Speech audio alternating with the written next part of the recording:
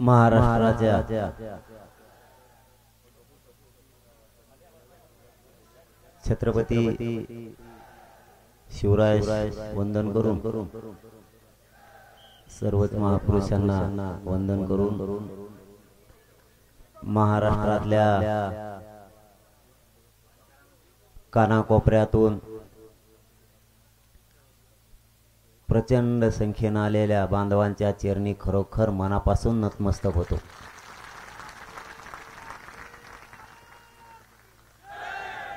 इतक्या विराट संख्येने बैठकीला येताल असं नव्हतं वाटलं. सभा बघितल्या पण बैठक एवढ्या विराट संख्येने मी पहिल्यांदाच बघितली.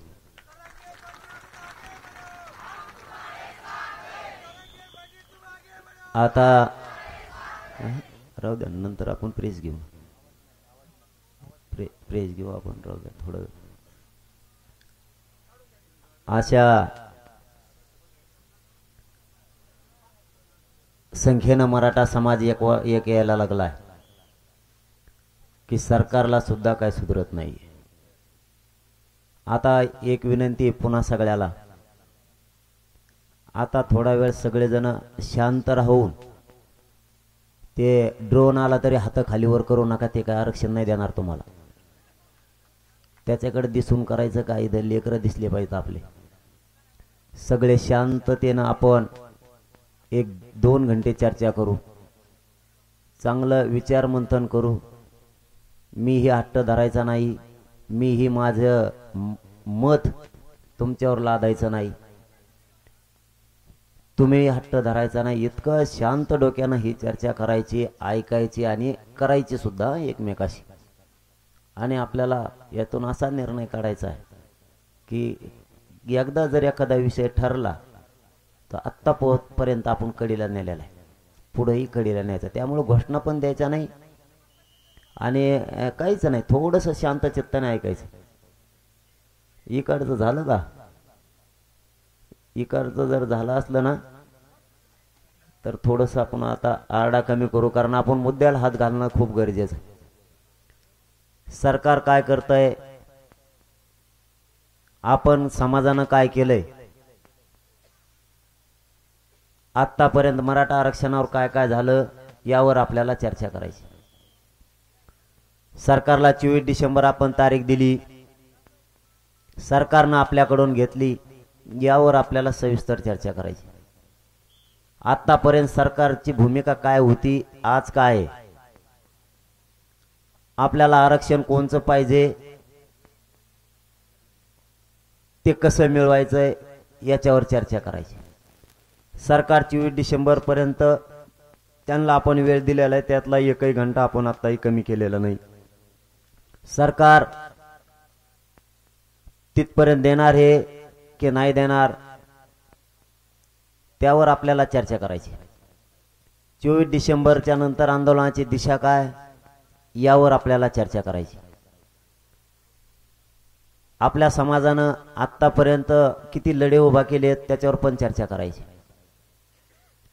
ओबीसी आयोगाचा याच्यावर काय रोल आहे त्यावर पण आपल्याला चर्चा करायची. आपल्या नोंदीला बाधा आहे का, मिळालेल्या ज्यांना प्रमाणपत्र दिलेत ते आता थांबवलेत की नाही थांबवलेत, काहीच्या नोंदी का सापडल्या नाहीत, काही तालुक्यात का सापडल्या नाहीत, हे विचार मंथन करण्यासाठी आपली बैठक आहे. नुसतं जमायचं म्हणून गर्दी दाखवण्यासाठी नाही. आपल्याला आपल्या लेकराच्या पदरात आता पाडून घ्यायचं. बसून बोललं जमन ना आपल्या लेकराच्या, कारण लई वेळ दम धरणार नाही, दम उभारून मी बोललो असतो मी. आपल्याला आपल्या मुलांच्या पदरात 70 वर्ष कमवून पडलं नाही, आता काय काय पाडून घ्यायचंय, त्या नोंदी किती मिळाल्यात, त्याचा लाभ किती जणाला होणार आहे, याच्यावर चर्चा करून आपल्याला आता मार्ग काढायचा. महाराष्ट्रातला सरसकट मराठा याच्यात कशा स्वरूपात घ्यायचा आहे याच्यावर चर्चा करायची. म्हणून नुसतंच आपण एखाद्या वेळेस काय होतंय, आता आपल्या समाजाकडून होत नाही, हे तेवढंच खरंय, आता आपल्या समाजाकडून होत नाही. नुसतेच बसले बसले उठले बोलले होतं म्हणून आलो गेलो असं आपल्या समाजाकडून आता या वर्षभरापासून होत नाही. एकदा ठाण म्हणून बसले की मराठे आता उठत नाही येत, मराठ्यांना आरक्षण समजायला लागलं, स्वतःच्या लेकराचं हेच समजायला लागलं. म्हणजे आपल्या बैठकीला सुरुवात झाली बरं का. आता लगेच आपण बैठक सुरू केली. आपल्याला याच्यावरती चर्चा करून हे शेवटचा पहिला लढा आहे. म्हणून विचारांती हा लढा लढायचा आहे. मागं पण सरकायचं नाही. किती वेळेस मागं सरकायचं, किती वेळेस पुढं जायचं हे शहाणपण सुद्धा आता मराठ्याला आलेलं आहे. कोणत्या टायमाला ताणायचं, कोणत्या टायमाला नाही ताणायचं ही भूमिका सामान्य शेती करणाऱ्या मराठ्यांना सुद्धा आता कळायला लागलं. आणि सुशिक्षित मराठ्यांना आणि बुद्धिजीवींना सुद्धा कळायला लागला. आणि आपण टप्पे घेतले. मराठा हुशार झाला बुद्धीनं सुद्धा. नुसतं ताकदीनं नको, दोन्ही गरजेचं आहे. ताकदही वापरायला लागते, बुद्धी पण. आणि त्याचा फायदा मराठा समाजाला खूप व्हायला लागला. म्हणून आपण काय करायचंय, काय नाही करायचं, जी गोष्ट करायची ती पुऱ्या ताकदीनं करायची. तिला वेळ लागतो नाही लागतो हे नाही माहित मराठा समाजाला. फक्त जी काय गोष्ट करायची ती करायची म्हणून नाही करायची. एखादी धडक द्यायची ठरली तर ती पुरी ताकदीनच द्यायची, नसता मग ती नाही द्यायची. आपल्याला आता हार आपल्या बाजूने नाही घ्यायची. घ्यायचा तर गुलालच आपल्या बाजूने घ्यायचा, हार नाही घ्यायची. त्याच्यासाठी पूर्ण शक्तीनं आणि क्षमतेनं, बुद्धीचा, ताकदीचा, युक्तीचा सगळा वापर करून आपल्याला ही आलेल्या संधीचं सोनं करायचं आहे. ही घालायची नाही. आता आपण आतापर्यंत आपली भूमिका काय त्याच्यावर चर्चा करू. आपल्या महाराष्ट्रातल्या मराठा समाजाची प्रमुख भूमिका आहे. महाराष्ट्रातल्या मराठा समाज हा ओबीसीत असल्या कारणानं मराठा समाजाला सरसकट महाराष्ट्रात मराठा समाजाचा ओबीसी मध्ये समावेश करावा ही आपली मराठ्यांची मूळ मागणी. आता या मागणीसाठी आणि ओबीसी आरक्षणात जाण्यासाठी आपल्याला काय आवश्यक होतं. आवाज येतो सगळ्याला. आपल्याला ओबीसी आरक्षणात जायचं म्हणून उपयोग नव्हता भाऊ. आपल्याला ओबीसी आरक्षणात जाण्यासाठी गाड्या लावून घ्या बरं का. मागच्या काही स्वयंसेवक आपले असले तर गाड्या लावू लागायला जा. माग गाड्या लावता येणार वाटतं. आवाज येतो इकडं. जर मराठ्यांची मागणी ओबीसी आरक्षणात आहे, मराठ्यांना ओबीसीच्या आरक्षणात जायचंय, तर त्यासाठी आपल्याला निकष पार करावे लागत होते. एक तर मराठा मागास असावा लागतो. तेही आपण मागास गायकवाड आयोगानुसार झालेलो आहे. ते काय झालं कोर्टामध्ये तो भाग वेगळा, परंतु मराठा समाज हा मागास सिद्ध झालेला आहे हे अंतिम सत्य आहे. दुसरी बाजू मराठ्याला जर ओबीसी आरक्षणातून मागणी करायची, मराठ्याला जर ओबीसीच्या आरक्षणात जायचंय, तर मराठ्यांच्या शासकीय नोंदी तरी असणं गरजेचं आहे. किंवा कोणत्याही जात समूहाला जायचं असलं तर त्याच्या नोंदी तरी असणं गरजेचं आहे. असं नाही जाता येणार. मी माझ्या गावरान भाषेत माझ्या समाजाला समजून सांगतो म्हणून माझ्या मतानं त्यांच्या सगळं हे लक्षात येतं.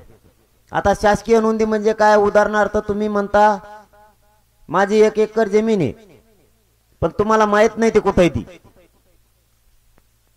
आणि त्या गावकऱ्याला माहित नाही तुमची जमीन कुठे आहे. त्याच्यासाठी तुम्हाला 7/12च आवश्यक आहे. समजून घ्या मला तुम्हाला काय म्हणायचंय. आडमुठं कोण आहे, मराठे आहेत का आरक्षणात येऊ नका म्हणते ते, ह्यो फरक आपल्याला करायचा. आपल्याला फरक करून लढायचं तर आपली शक्ती वाढणार आहे. तितक्या कणखरपणानं आपण लढणार आहे.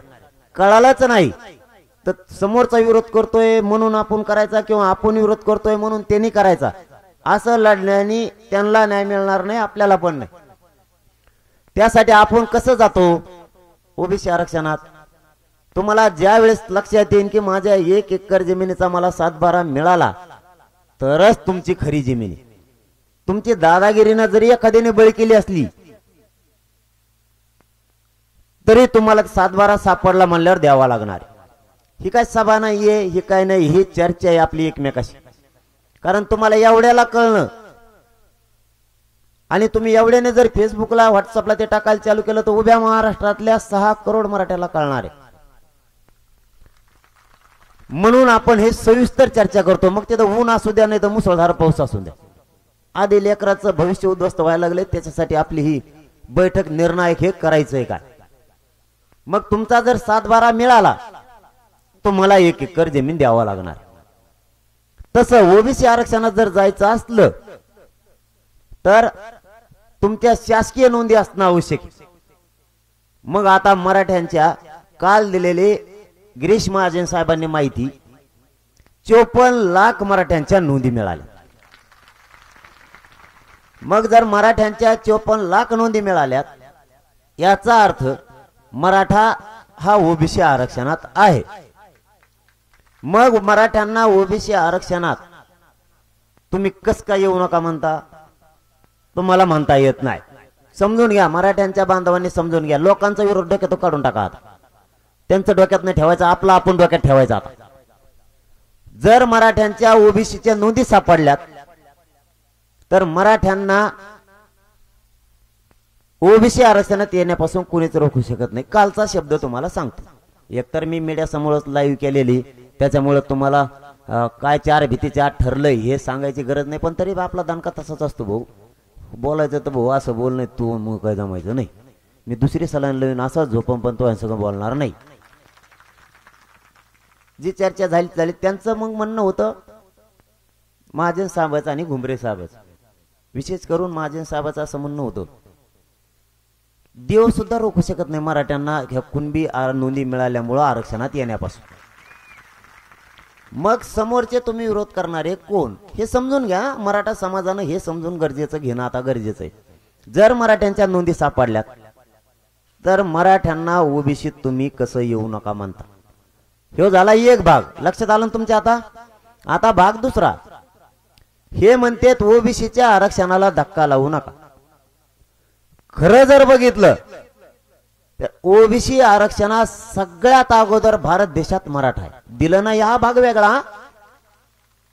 सगळ्यात अगोदर यांना नंतर 1967 ला दिलंय आरक्षण. त्याच्या आधीच्या मराठ्यांच्या नोंदी आहेत, त्याच्या आधीच्या. याचा अर्थ आरक्षणात आम्ही येत, तुम्ही नाही येत. तुम्हाला नंतर शासनाचा निर्णय करून दिलाय. म्हणजे काय, शासनाने तुम्हाला नंतर दिलंय तुम्ही ओबीसी आरक्षणात म्हणून. आधी आपण येत तरी आपल्याला आतापर्यंत नाही नोंदी असू. जर मराठ्यांच्या नोंदी आहेत तर तुम्ही म्हणता ओबीसी आरक्षणात येऊ नका, धक्का लावू नका. आधीच आपण येत, धक्का लागत नाही. ह्यो झाला एक क्लिअर मुद्दा. 2 तुम्हाला मुद्दे आता क्लिअर केले. तिसरा मुद्दा, कोणाच्या आरक्षणाला धक्का लागत नाही हे मराठी आधी समजून घ्या. एससी आणि एसटीच्या आरक्षणाला मुळे आपला धक्का लागत नाही, कारण ते आरक्षण आपण मागत नाही. म्हणजे दलित बांधवांचं, मातंग बांधवांचं किंवा येणाऱ्या ज्या त्यांच्यामध्ये जाती पोट जाती आहेत काय जे असतील त्या, मला वाटतं एक 40-42 काहीतरी त्यांच्या बांधवात जाती आहेत, त्याला धक्का आपल्यामुळं लागत नाही. दुसरा, एनटी व्हीजेएनटीला आपल्यामुळं धक्का लागत नाही. म्हणजे धनगर बांधव आणि वंजारी बांधवांना आपल्या आरक्षणामुळे धक्का लागत नाही हे मराठ्यांनी आधी समजून घ्या. आता बाकीच्यांना घ्यायचं नाही, ते त्यांचा धंदा ते बघतील. आपल्यामुळं धनगर बांधवांच्या आरक्षणाला आणि वंजारी बांधवांच्या आरक्षणाला धक्का लागत नाही, कारण त्यांचा ओबीसीतून वेगळा प्रवर्ग केलेला आहे.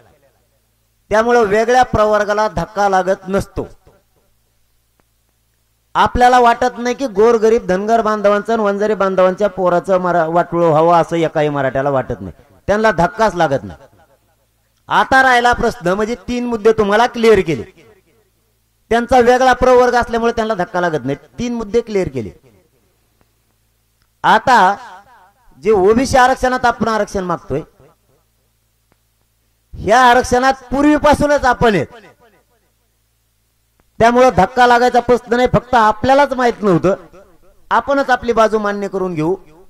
आपल्यालाच माहित नव्हतं की आपली जमीन तिथे.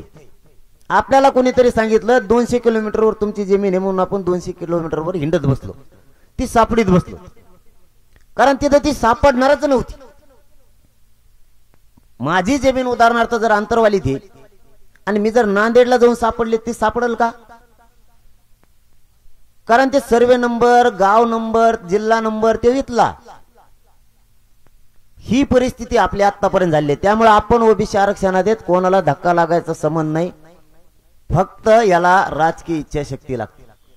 जर मतासाठी यांना मत मिळवण्यासाठी जर हे म्हणणार असले ओबीसी आरक्षणाला आम्ही धक्का लागू देणार नाहीत ह्या शब्दावर आम्ही ठाम आहेत, जर असं सरकार म्हणत असेल तर ही मराठ्यांची फसवणूक. कारण मराठ्यांच्या ओबीसी आरक्षणातल्या नोंदी सापडल्या. दुसरा मुद्दा, ओबीसीला धक्का मराठ्यांचा लागतच नाही. फक्त मतासाठी तुम्ही आमच्या संग खोटं बोलताय की ओबीसीला धक्का न लागता आम्ही तुम्हाला आरक्षण देतो. त्यांना धक्का लागतच नाही. तुम्ही त्यांच्या मतासाठी आमच्या पोराचे मुर्दे पाडणार का आता? म्हणजे मराठ्यांना इतकं हलक्यात घेऊ नका, हे तुमच्या सगळ्यांच्या वतीने मी सरकारला सांगतो. त्यांच्या मतासाठी तुम्ही आमचे पोरांचं वाटोळं करणार, आमच्या पोरांचे मुर्दे पाडणार त्यांच्या मतासाठी. मतावर तुम्ही मोठे होणार मराठ्यांच्या सुद्धा आणि देणार त्यांना.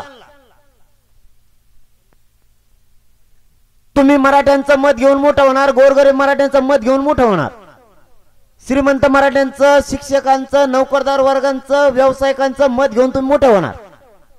मारणार कोणाचे पोरं त्यांचेच. म्हणजे मोठं करायचं मराठ्यांनी. आणि आरक्षण कोणचं देणार? आमच्या नोंदी असून तुम्ही आम्हाला जिथं आमची जमीनच नाही ते म्हणजे त्या वावरावाला कवर ठेवणार आहे. तुम्हाला लक्षात आलंय का मी काय बोलतोय ते? उदाहरणार्थ इथं जमीन आहे माझी, तुम्ही 200 किलोमीटरवर देणार. मला माझी जमीन इथं माहित नव्हती तोपर्यंत ठीक होतं. तुम्ही मला 200 किलोमीटरची दिली, पण कशी दिली की माहिती तुम्हाला? डाव करून, समोरच्याला सांगून फुलं जाऊ दे बाबा, हेले डोक्याला ताण देतय तवर भात त्याचीच हे मन आणि खाऊन दे त्याला 1-2-4 दिवस. लक्षात आलं तुमच्या? मग त्या पुढच्याला सांगून ठेवल्यामुळे ते दोघं होते मित्र. ते दोघं मित्र होते. मित्रांनी मित्राचं ऐकलं. ज्या मित्रांनी ऐकलं त्याला म्हणले असते तुला देतो महामंडळ काही. त्यामुळे ते बी ग बसलं. ते म्हणलं हे तू हिची आपण घेतले. आपल्याला वाटलं जमीन तर मिळाली ना, पण आपल्याला हे माहित नव्हतं ही पिढ्यांना पार आयुष्यासाठी आपली. आपण भोळे अतिविश्वासू समाज आहे आपला आणि ती आपण घेतली. 8-15 दिवस गेले की तो म्हणला होय माझ्या वावराच्या बाहेर. साहेब आपल्याजवळ कागदच नाही ना, व्हायला लागलं. म्हणजे जे ओरिजिनल राहणे ते गेलं, जे डुप्लिकेट तुमचं पक्क आहे म्हणून दिलं होतं ते बी म्हणतो बाहेर होय. त्यामुळं आपल्याला ते तात्पुरतं नकोय. आपला हक्काचं आहे. तुम्हाला समजून आलंय का बघा? आपला मराठ्यांचा आडमुठपणा नाही. ओबीसींच्या लेकरांचं काढून आपण घेत नाहीत. एवढा प्रामाणिकपणा मराठ्यात आहे. फक्त आता ओबीसींना म्हणणं गरजेचं आहे आमची इमानदारी जागी झाली असं ओबीसींना म्हणणं गरजेचं आहे. आमचे संस्कार जागे झाले. आम्ही आमच्या लेकरात आणि तुमच्या लेकरात फरक नाही करत. तुमच्या नोंदी इथं सापडल्यात म्हणल्याच्या नंतर हे तुमचं घ्या किंवा ही जमीन तुमची घ्या, आम्हाला नको. पापाचं आम्हाला खायचं नाही, ते पचणार नाही असं त्यांच्यात विचारात जर बदल झाला तर बरं. मराठे समजून घ्या. पुन्हा पुन्हा मी तुम्हाला काय सांगतो, आपण त्यांचं घेत नाहीत, आपलं घेतोय. आणि आपलं घेत असताना जर त्यांचे तरी मत बदलणार नसलं तर याला म्हणायचं त्यांची नियत खराब झाली. मराठी काहीच करू शकत नाही. मराठ्यांचा मग नावेला जे आम्ही ते घेणार आहे. तुम्ही तुमच्या मनात बदल करा. माझ्या बांधाच्या शेजारी याचाच बांध होता, फक्त म्या तेव इथं नव्हता तोवर फोडून सपाट केलता. मोकळ्या मनाने म्हणा. तेव 10-12 वर्ष दुसरीकडे पोट भरण्यासाठी गेला, तवर येणे सगळा बांध फोडून सपाट केला आणि पुरं वावरच मग हे म्हणायला लागला. पण मोजल्यावर तो आहे करते दुप्पट निघलं, तू बाहेर निघ नाही तर तुला आम्ही मात्र त्या वावरतून लोटिणार आहे. ह्यो मराठ्यांचा आत्ताही प्रामाणिकपणा आहे. फक्त तुम्ही खरं बोला. तुमची नियत खराब करून आमच्या गोरगरिबांच्या पोरांचं तुम्ही वाटोळ करू नका. मराठ्यांनी आधी हे समजून घ्या, कोणताच मराठा मानला नाही पाहिजे. ओबीसीवर मराठ्यांकडून अन्याय होतोय का काय? अजिबात नाही. त्यांचं आरक्षण त्यांना आहे. आरक्षण आपलं त्यांच्याकडे, ते आपण मागतोय, ते देत नाहीयेत. मग आता तुमच्या पुढे वेळ आली विचार करायची. ती जी जमीन आहे ते घ्यायची का तुमचे पोरं उपाशी मरून द्यायचे का ऊस तोडायला पाठवायचे तुम्ही ठरवायचे. कारण आता ते तुम्हाला ठरवायला लागणार आहे. त्याचं आपल्याला एक इंच बी नको,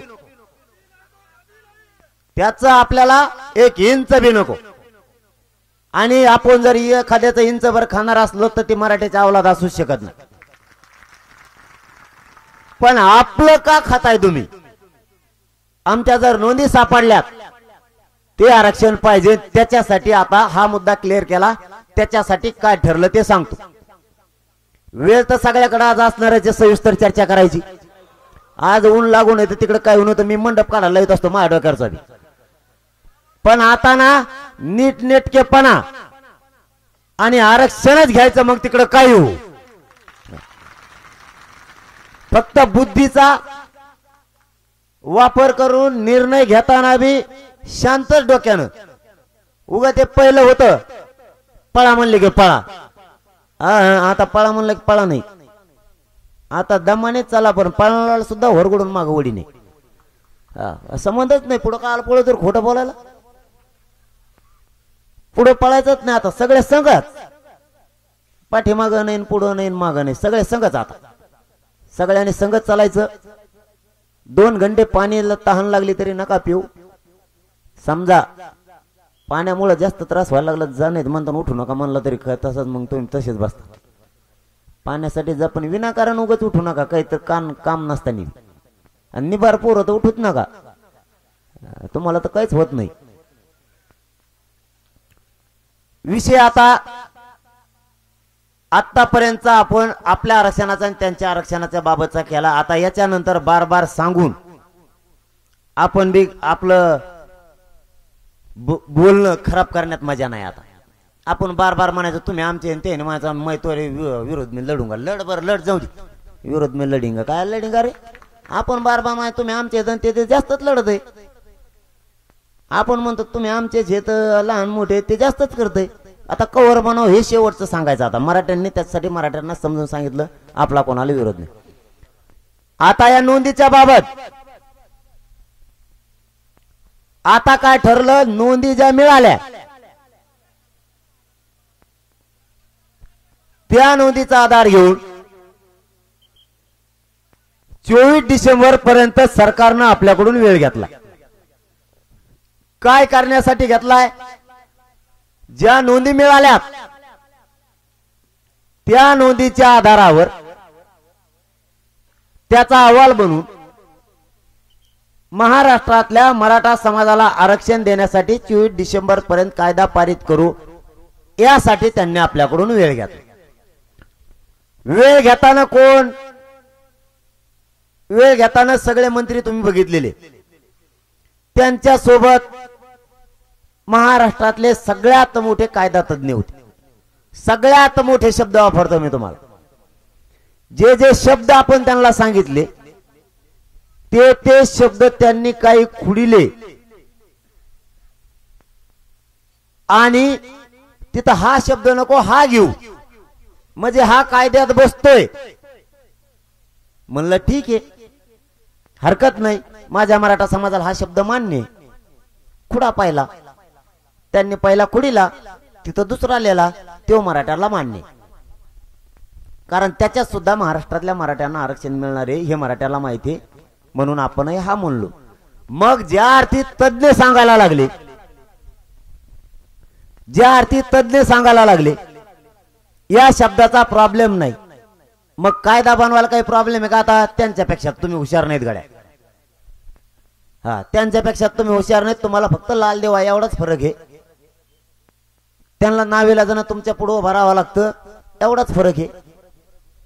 तुम्ही किती शिकलेले त्याच्यापेक्षा तुमच्याकडे लाल देव आहे बा.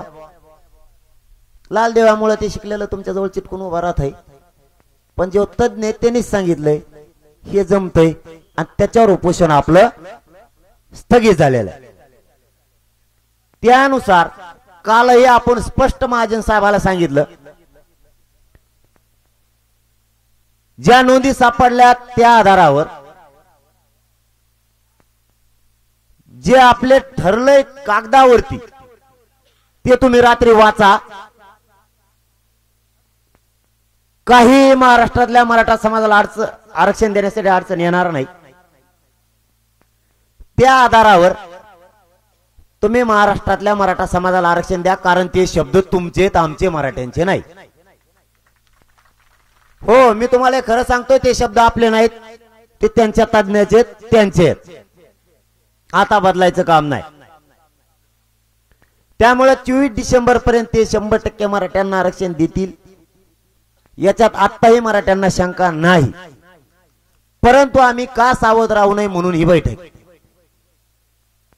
का सावध राहू नये म्हणून बैठक 17 तारखेला बैठक घेतली. याचा अर्थ असा नाही की 24 डिसेंबर पर्यंत तुम्हाला दिलेला वेळ आम्ही कमी केला, याचा अर्थ अजिबात नाही. मराठ्यांनी एकदा शब्द दिला की मराठी मागे घेत नाही. 24 डिसेंबर पर्यंत तुम्हाला वेळ दिलेला आहे, तो तुमच्यासाठी फायनल आहे. त्यात काहीच बदल नाही, बदल करण्याचं कारण नाही.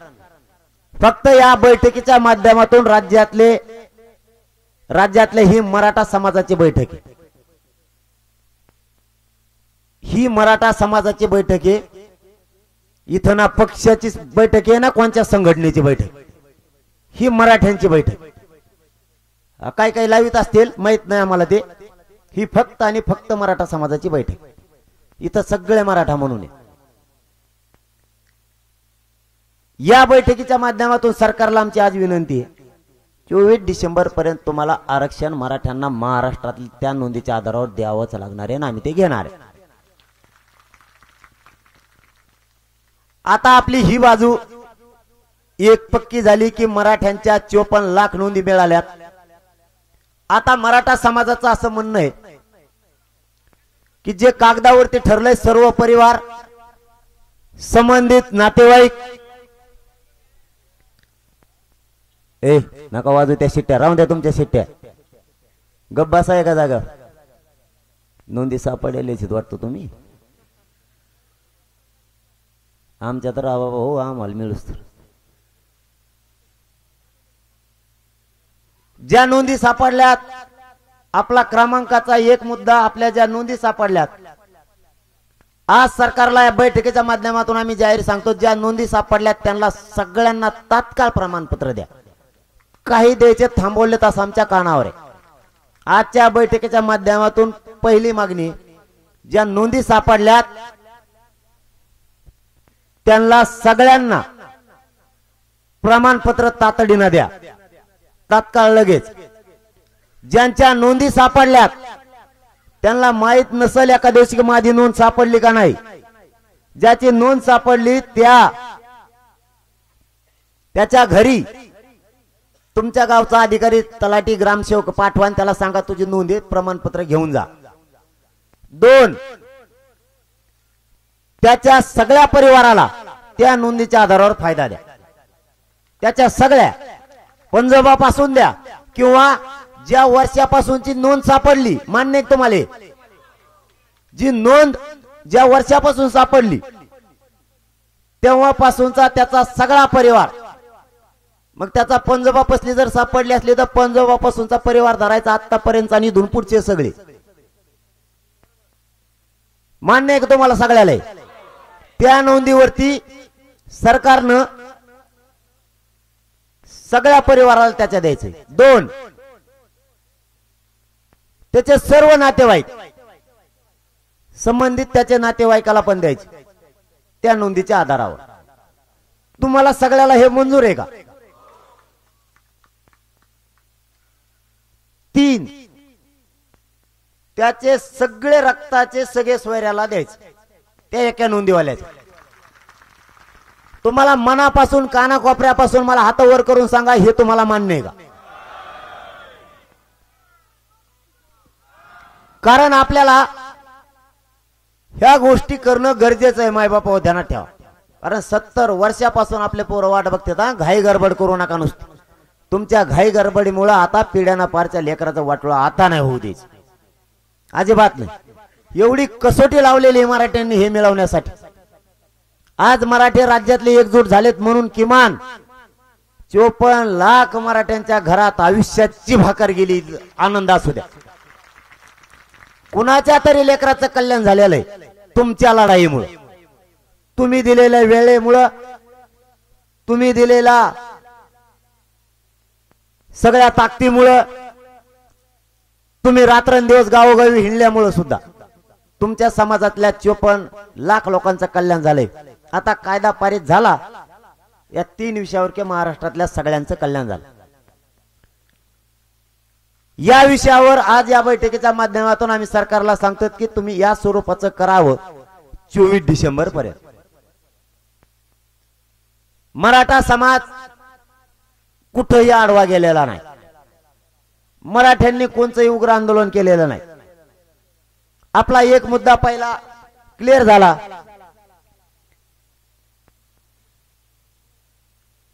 आता आपलं असं भी एक मत आहे की 24 तारखेला शिंदे साहेबाच्या समिती ही अहवाल सादर करणार आहे. जस्टिस शिंदे साहेबाची जी समिती नोंदी सापडी ती, या समितीनं भरपूर नोंदी सापडल्यात, पण मराठवाड्यात बऱ्याच ठिकाणी नोंदी सापडल्यात. आवाज येतोय का?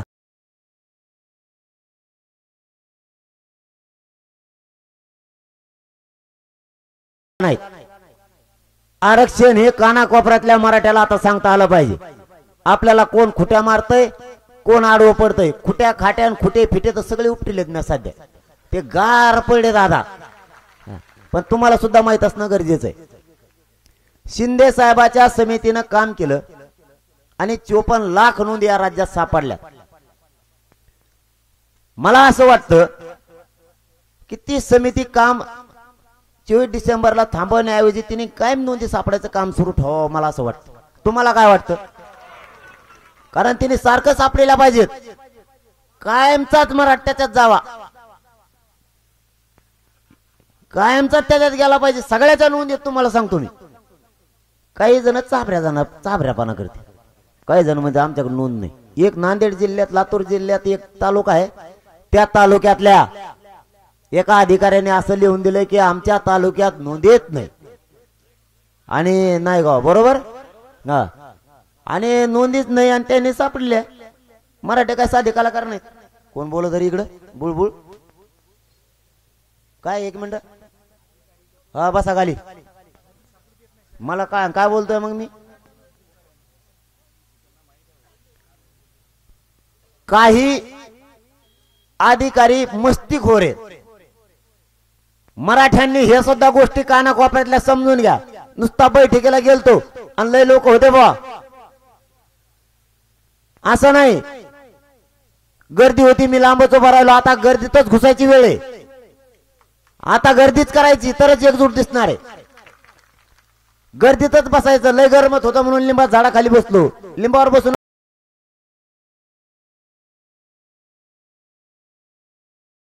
आईला बहिणी सुद्धा सांग कुणी थांबवले.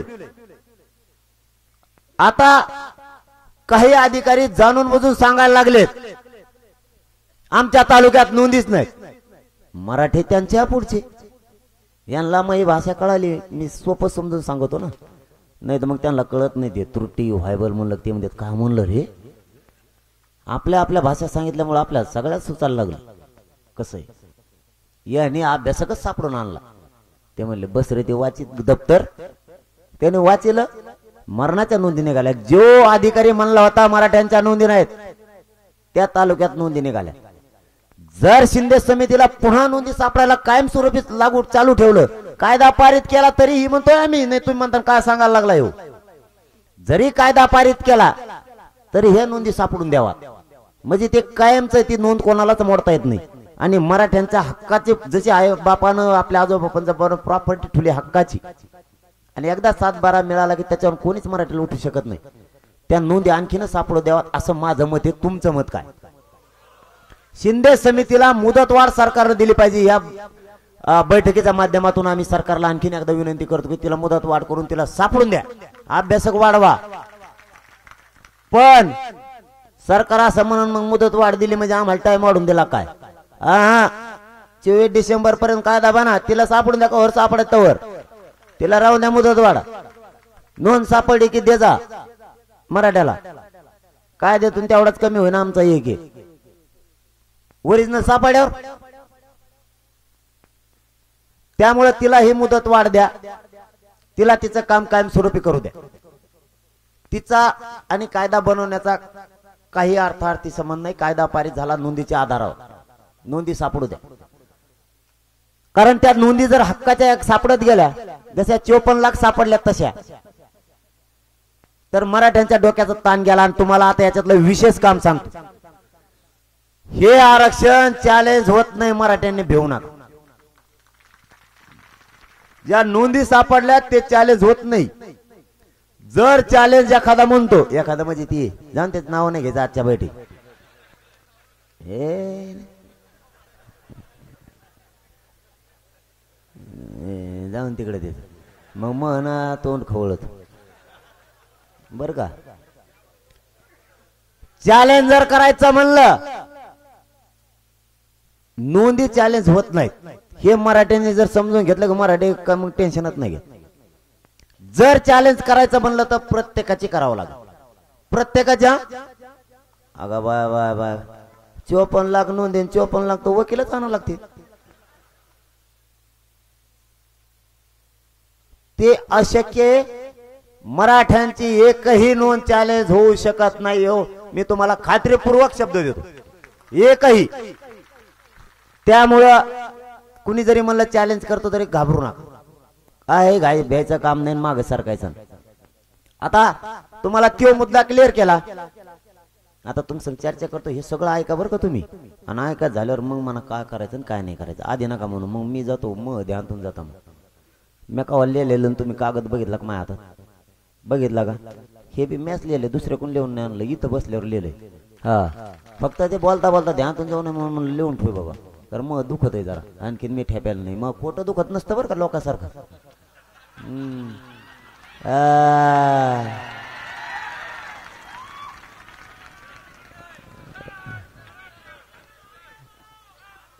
आणि हो तुमच्या रक्तमासाचा खानदानी शेतकऱ्याच पोरं दुखा लागलं तरी सभा घेतो.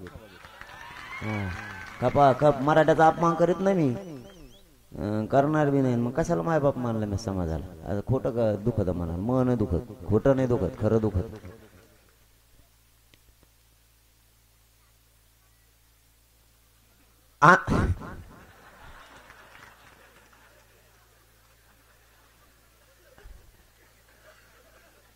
आंतरवालीसह मुद्दा आपण 5वा घेतलाय. 4 तुम्हाला जेवढे सांगितले चर्चेच्या मुद्द्यातले त्यातले 4 क्लिअर केले. 4 ध्यानात आलेत का डबल सांगू? बैठक उशिरापर्यंत चालली तरी हरकत नाही. कारण ही लढाई धाडसानं लढायची, जिंकायची. आपल्याला त्यासाठी माहिती असणं सुद्धा गरजेचं आहे. नुसतंच असं नको, गर्दीत सुद्धा एखाद्या वेळेस न्याय मिळण्याची शक्यता कमी असते. पण बुद्धीनं जर एखादा माणूस फिट झाला तर तो गर्दीतच जिंकतो, बिगर गर्दीतच जिंकतो. फक्त बुद्धीनं आपल्याला आता तरबेज व्हायचं, तरबेज व्हायचं. आणि निर्णय घेताना विचारपूर्वक घेऊन एकदा पाऊल टाकलं की मागे सरकत नाही. मी सरकतो का? मी तुमचा आहे ना, कसा सरकणार? तुम्ही सरकत नाही. तुम्हाला चल म्हणलं, मला खरंच वाटलं नव्हतं बरं का. बैठकीला एवढं लोक येते, म्हणलं काय करा, आधी कोण म्हणतात द्या बाबा. कदरलेत लोक कव्हर येते बरे बिचारे. बना माझ्या मनातला सांगतो, मी खरं बोलतो का नाही? म्हणलं लोक 3 महिने झाले पळत येत, तुम्ही काय येडे आहेत का रे? बिचारे येते तरी कव्हर. 3 महिने लोक पळत असतात का? खरं सांगतो बरं का, नसतात पळत. हो, काम धंदे काही आहे का नाही? काम धंदे हे सगळे लोक दमायचे नको. आपण काय करू? जरा महत्वाचे समाजाचे बोल महत्वाचे, म्हणजे सगळा समाज महत्वाचा आहे. माझा गैरअर्थ कधीच घेत जाऊ नका, कारण मी माझं आयुष्य अर्पण तुमच्यासाठी केलं, त्याचा अर्थ वेगळा काढू नका. इथं महत्वाचं कोण नाही, 6 कोटी मराठा समाज महत्वाचा आहे. मी कोणाला आलं तरी तेवढंच ही देतो. हा फक्त एखाद बार रागवतो बर बोलशी, सोडून दे जा. का करू मग पाय तुडी तर मग उलशिकच रागवतो एखाद बार, पण माया बी तेवढीच. हा माया बी तेवढीच लावतो, खवळतो बी, माया बी लावतो. माया गाडीतले लोक एवढं खातो, तुम्ही तुमचा राग त्यांच्यावर काढितो. पण ते त्यांच्या ध्यानात आलेले जाऊन का करता चिंगरीत लोक, ते बघत त्यांना नाही चिंगरीत, मला चिंगरीत आहे ना. त्याच्यामुळे मी रागवतो बी, तुमच्यावर माया सुद्धा तेवढीच करतो. जिवंत आहे तोवर तुमच्यावरची माया 1 इंच कमी नाही होऊ देणार, कधीच नाही होऊन देणार. फक्त ही लढाई आपल्याला विचारानं, ताकदीनं आणि युक्तीनं पण लढायची, सगळ्याच बाजूने लढायची, पण समजून घेऊन सुद्धा लढायची. सभा घेऊन भाषण करून तुम्ही ऐकून जाण्यापेक्षा तुम्ही तुमच्या स्वतःच्या लेकराला काय लागतं ह्यो जर एकदा विचार घेऊन गेले तर हे तुम्हाला बैठक परवडते. 4 घंटे बसलेले सुद्धा परवडते, कारण एकदा तुम्ही ऐकलं की तुमच्यासाठी आयुष्याचं झालं. भावा हो, मी असं नसन माहित नाही, हे शरीर आहे. तुमच्याबद्दलही बोलतो, माझ्याबद्दल सुद्धा नाही बोलत एकट्याच्या. हे शरीर आहे. फक्त आरक्षण लेकराचं हित कसे आहे ते हे एकदा शिका. इतकं खोल घरापर्यंत कोणी शिकविल माझ्या मराठा समाजाला मला माहित नाही, परंतु मी असं नसन तुमच्यात विचार मरू देऊ नका. मराठ्यांचा एक विचाराचा विचार मरून देऊ नका. आता इथून ती विचार चालवा, म्हणू नका चालकच नाही राहिला तर आता काय करायचं, सगळे चालक बना, पण मराठ्यांच्या लेकराच्या पाठीशी काय उभा राहा, हे मात्र इथून घेऊन जा. आपला 5वा मुद्दा आहे. 4 मुद्दे तुम्हाला क्लिअर सांगितलेले. 5वा मुद्दा आहे अंतरवालीसह राज्यातल्या सगळ्या केसेस सरकार मागे घेऊ असं सांगितलं होतं. सरकारने आतापर्यंत केसेस मागे घेतलेले नाहीत. आपले एकही माणूस अटक केला जाणार नाही सांगितलं होतं. तरीही अंतरवालीतल्या गुन्ह्यातले आरोपी अटक केलेत विनाकारण. मग तुम्ही अटक करायचे होते तर म्हणायचंच नव्हतं आम्ही बसायला तयार आहेत. मला सांगा, मराठे लढून मरायला तयार आहेत, केसीला भेटेन का? मग एखादी गोष्ट मिळवायची. आतापर्यंतचा मराठ्यांचा इतिहास आहे. या देशातली जनता सुखी होण्यासाठी मराठ्यांनी माना कापून दिल्या.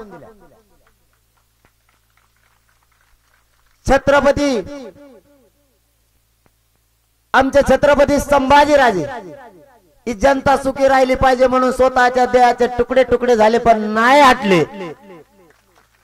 मग आमच्या लेकरासाठी न्याय द्यायला हा 5-6 कोटी समाज जर रस्त्यावर उतरलाय, केसीला भेल का?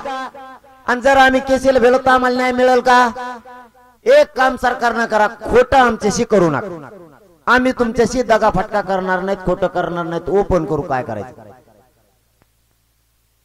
तुम्हाला? जर आम्हाला आत टाकायचंय, आम्ही 6 कोटी मराठी येऊन बसतो. टाका 6 कोटीला. पण तुम्ही आमच्याशी दगा फटका करू नका. एका एकाला देऊ, याला नोटीस देणार, त्याला नोटीस देणार. अंतरवालीची 4 गुतीले आणखी शिक नोटीस दिल्या. आता ते नोटीस देणारे नमुने नाही, सोपे नाही.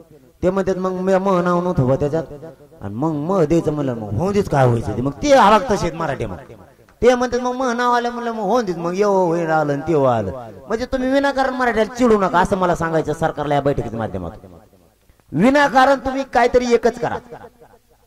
एक तर अटक तरी करायचं म्हणा, नाही तर गुन्हे तरी मागे घ्यायचं म्हणा. आतापर्यंत घेतले नाहीत, परंतु काल त्यांनी पुन्हा सांगितलंय या 7-8 दिवसाच्या आत महाराष्ट्रातले सगळे गुन्हे मागे घेतो. बघूयात परत 24 तारखेपर्यंत घेतात का नाही. म्हणजे तोही विषय आता राज्यातला तुमच्या समोर क्लिअर केला. पण आपल्याला आपल्या लेकरासाठी लढायचं असेल तर आपल्याला माग सरकून चालणार नाही. छोट्या मोठ्या केसेस होत राहणार आहेत. फक्त उद्रेक कुणी करायचा नाही. शांततेत एवढी ताकद आहे. आरक्षणच मराठ्याच्या पदरात आले जवळपास, समजून घ्या. ज्या नोंदी मिळाल्यात, आपला 6वा मुद्दा असा आहे ज्या नोंदी मिळाल्या त्या नोंदीचा सरकारनं अहवाल घेऊन 24 तारखेच्या आत महाराष्ट्रातल्या मराठा समाजाला सगळ्यांना ओबीसीत आरक्षण मिळण्याचा कायदा पारित करायचा.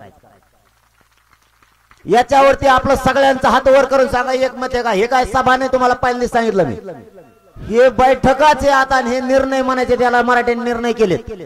याचा अर्थ असा आहे या निर्णयापासून महाराष्ट्रातला मराठा समाज हटणार नाही. मी तर हटतच नाही, मग टेन्शन ना घेऊ तुम्ही. मी सगळ्याला आता असं स्वतःच आणलेलं आहे तुमच्यामुळे. तुमची ताकद हटत नाही ना तर होऊन द्या का.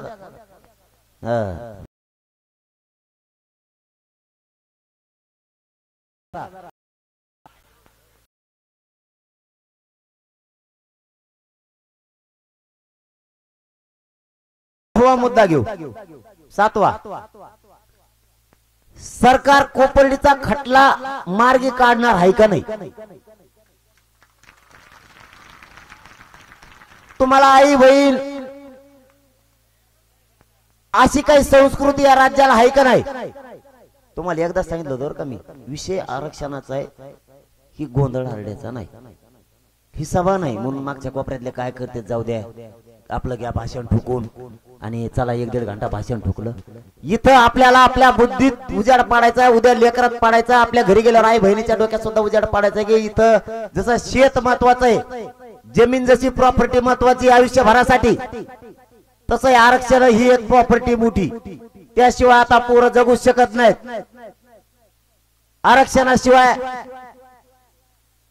मराठ्यांचं भविष्य घडत नाही, मराठ्याचे पोरं मोठे होत नाहीत हे घरी जाऊन सांगायचे. तेव्हा त्या माता माऊलीला आपल्या आडाने आई बहिणी आहेत आपल्या, त्यांना कळणारे जशी जमीन महत्वाची. जमीन इकायचं मनावर तुम्हाला मी गावरान भाषेत सांगतो, वरमुंड काय करा खाली ना घालू. समजा घरी जायचं म्हणायचं मला जमीन इकायची, घरच्या काय म्हणणार माहिती का, नको इकू, तेवढीच प्रॉपर्टी आहे, ते आयुष्याची आपल्या बापाची ती काय म्हणतात कडे एक शब्द वडिलोपार्जित. हा का ध्यान राहिलं खापकून तुमच्या आरक्षण कस काय नाही राहिलं रे?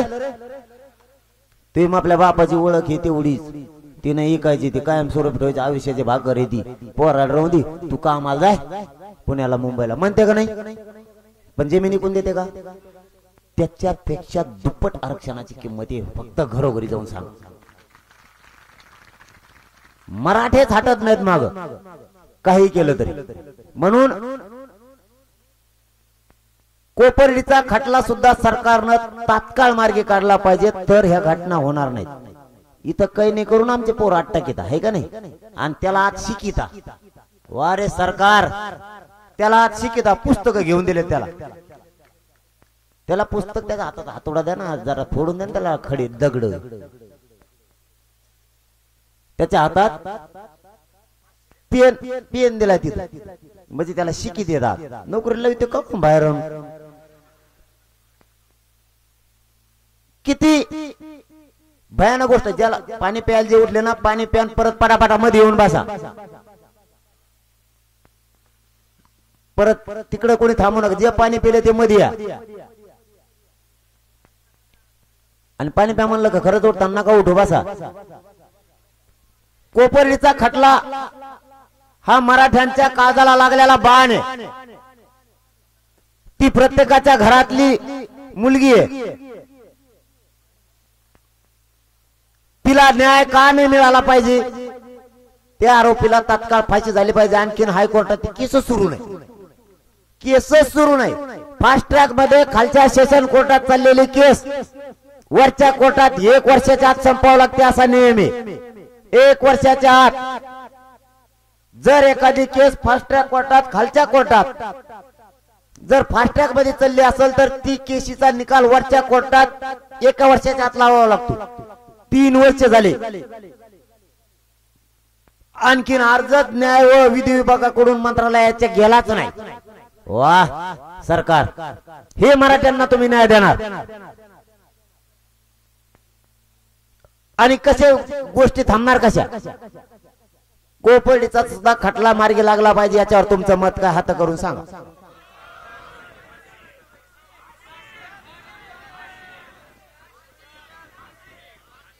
आता मुद्दा 8वा थोडं राहिला, मुद्दे सगळे फक्त 13 आहेत. त्याच्यामुळे जवळ आलंय, शांत बसा एका जागा. मुद्दा 8वा, ज्या मराठ्यांच्या विद्यार्थ्यांनी राज्यभर सारथी मार्फत ईडब्ल्यूएस मार्फत शिक्षण घेतले, ज्या पोरांना पीएचडी केली, एमपीएससी केली, यूपीएससी केली, आरटीओ मध्ये विद्यार्थी आहेत, काही पीएसआयच्या निवडी झालेल्या असे किमान बघ ते सारथीच नाव घेतलं कशी उठले हात वर करीत ते बघा इतके विद्यार्थी आहेत मराठी. या मराठ्यांचे जे पोर आहेत राज्यभरातले, सरकारला या बैठकीच्या माध्यमातून आज जाहीरपणाने विनंती आहे, आम्हाला लढा वाढवायला लावू नका. जवळपास माझ्या माहितीनुसार अंदाजे 13,000 पेक्षाही पोरं जास्त ज्यांच्या निवडी झालेल्या आहेत, फक्त नियुक्त्या द्यायच्या राहिल्या तेवढे अधिकारी होऊ शकते साहेब आपले. 13,000 क्लास 1 ते क्लास 4 पर्यंतच्या निवडी आहेत मराठ्यांच्या पोराच्या. मराठ्यांचे डोके जरा भानावर येतात का मी काय बोलतो लक्षात येतात तुमच्या? ते कोणाचं तरी लेकरू आई बापाने किती कष्ट करून त्याला शिकला असेल, मोठमोठ्याल्या पोस्ट आहेत त्या. हे जे पोर आहेत या सगळ्या पोरांच्या तातडीने सरकारने नियुक्त्या द्याव्यात, ही बैठकीतली सुद्धा चर्चा. याच्यावर मराठ्यांचं एक मत हातावर करून सांगा. हे सगळे पोरं घेतले पाहिजे, सरकारला आमची आज विनंती. तेच म्हणलं मग मी काय म्हणलं आता दमत नाही हो का. आता 9वा मुद्दा, 13च मुद्दे 9व्यावर आलोय म्हणजे जवळ आलंय तुमच्या बी ध्यानात, त्याच्यामुळे उठू नका. मराठा समाजाला, महाराष्ट्रातल्या मराठा समाजाला आरक्षण मिळेपर्यंत सरकारला या अंतर्वालीतल्या राज्यव्यापी बैठकीच्या माध्यमातून विनंती आहे. आमचं सांगणं काम आहे, त्याचं ऐकून आमच्यावर अन्याय केला की आम्ही आंदोलनाला तयार आहेत. मग आंदोलन करा, आम्हाला म्हणायचं नाही नका करू. मग आम्ही तरायला लागलो की आंदोलन करणार. त्यामुळे इथून सांगितलेलं तातडीनं आता सुरुवात करा तुम्ही, कारण मीडियाच्या बांधवाच्या माध्यमातून तुम्हाला लाईव्ह ऐकायला मिळतंय. मी मागच सांगितलं होतं मी झोपत नाही तर ते झोपत नाही, ते पुरी टीव्ही बघते काय म्हणतो काय नाही, काय म्हणतो काय नाही, काय नाही म्हणत. खरंच सांगतो मराठीत काय म्हणतोय, जे मराठीचं ते सांगतो कुठं काय म्हणतोय. आणि मला धावसायला मिळे छान आहे का, मी भेट असतो का. महाराष्ट्रातल्या मराठा समाजाला जोपर्यंत आरक्षण मिळत नाही तोपर्यंत या राज्यात नोकर भरती करायची नाही.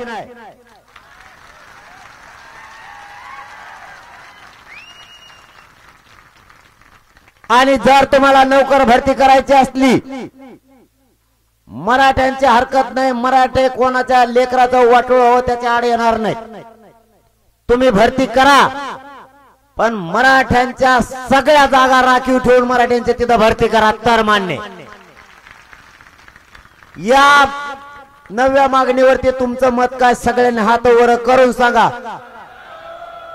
कारण ही माझी तुमच्या जीवावर, तुमच्या पाठबळावर ही लढाईची माझी ठाम भूमिका. याच्यावर बोलू तुम्हाला एवढ्याच वेळेस विचारणार आहे, याच्यानंतर तुम्हाला नाही विचारणार का की तुम्ही सहमती दिलेली या विषयासाठी, याचा अर्थ असा. आणि तुम्ही बी शंका घ्यायची नाही, जेवढ्या मागण्या टाकल्यात या मंजूर झाल्याशिवाय मी माग हटणार नाही, असं तुमच्यासाठी आणि महाराष्ट्रातल्या मराठ्यासाठी संदेश आहे. त्यामुळे शंकाच घ्यायची नाही. आता काही बातम्या छापून आणून पेपरला आणि टीव्हीला, कारण कधी काळी होऊ शकतं बरं का. त्या मागणीत म्हणला का हा जमलं काल नाही का म्हणले ते कोणी येताना मीडियाचे बांधव म्हणले, ते म्हणले तुम्हाला गेल्या गेल्या आनंदाची बातमी देणार आहे ते महाजन साहेब. मी म्हणलं मग आनंदाची बातमी म्हणलं आरक्षणच द्यावं लागेल. त्यांना वाटलं जुळण कसं काय, आरक्षण घेऊन आलं की जुळलं.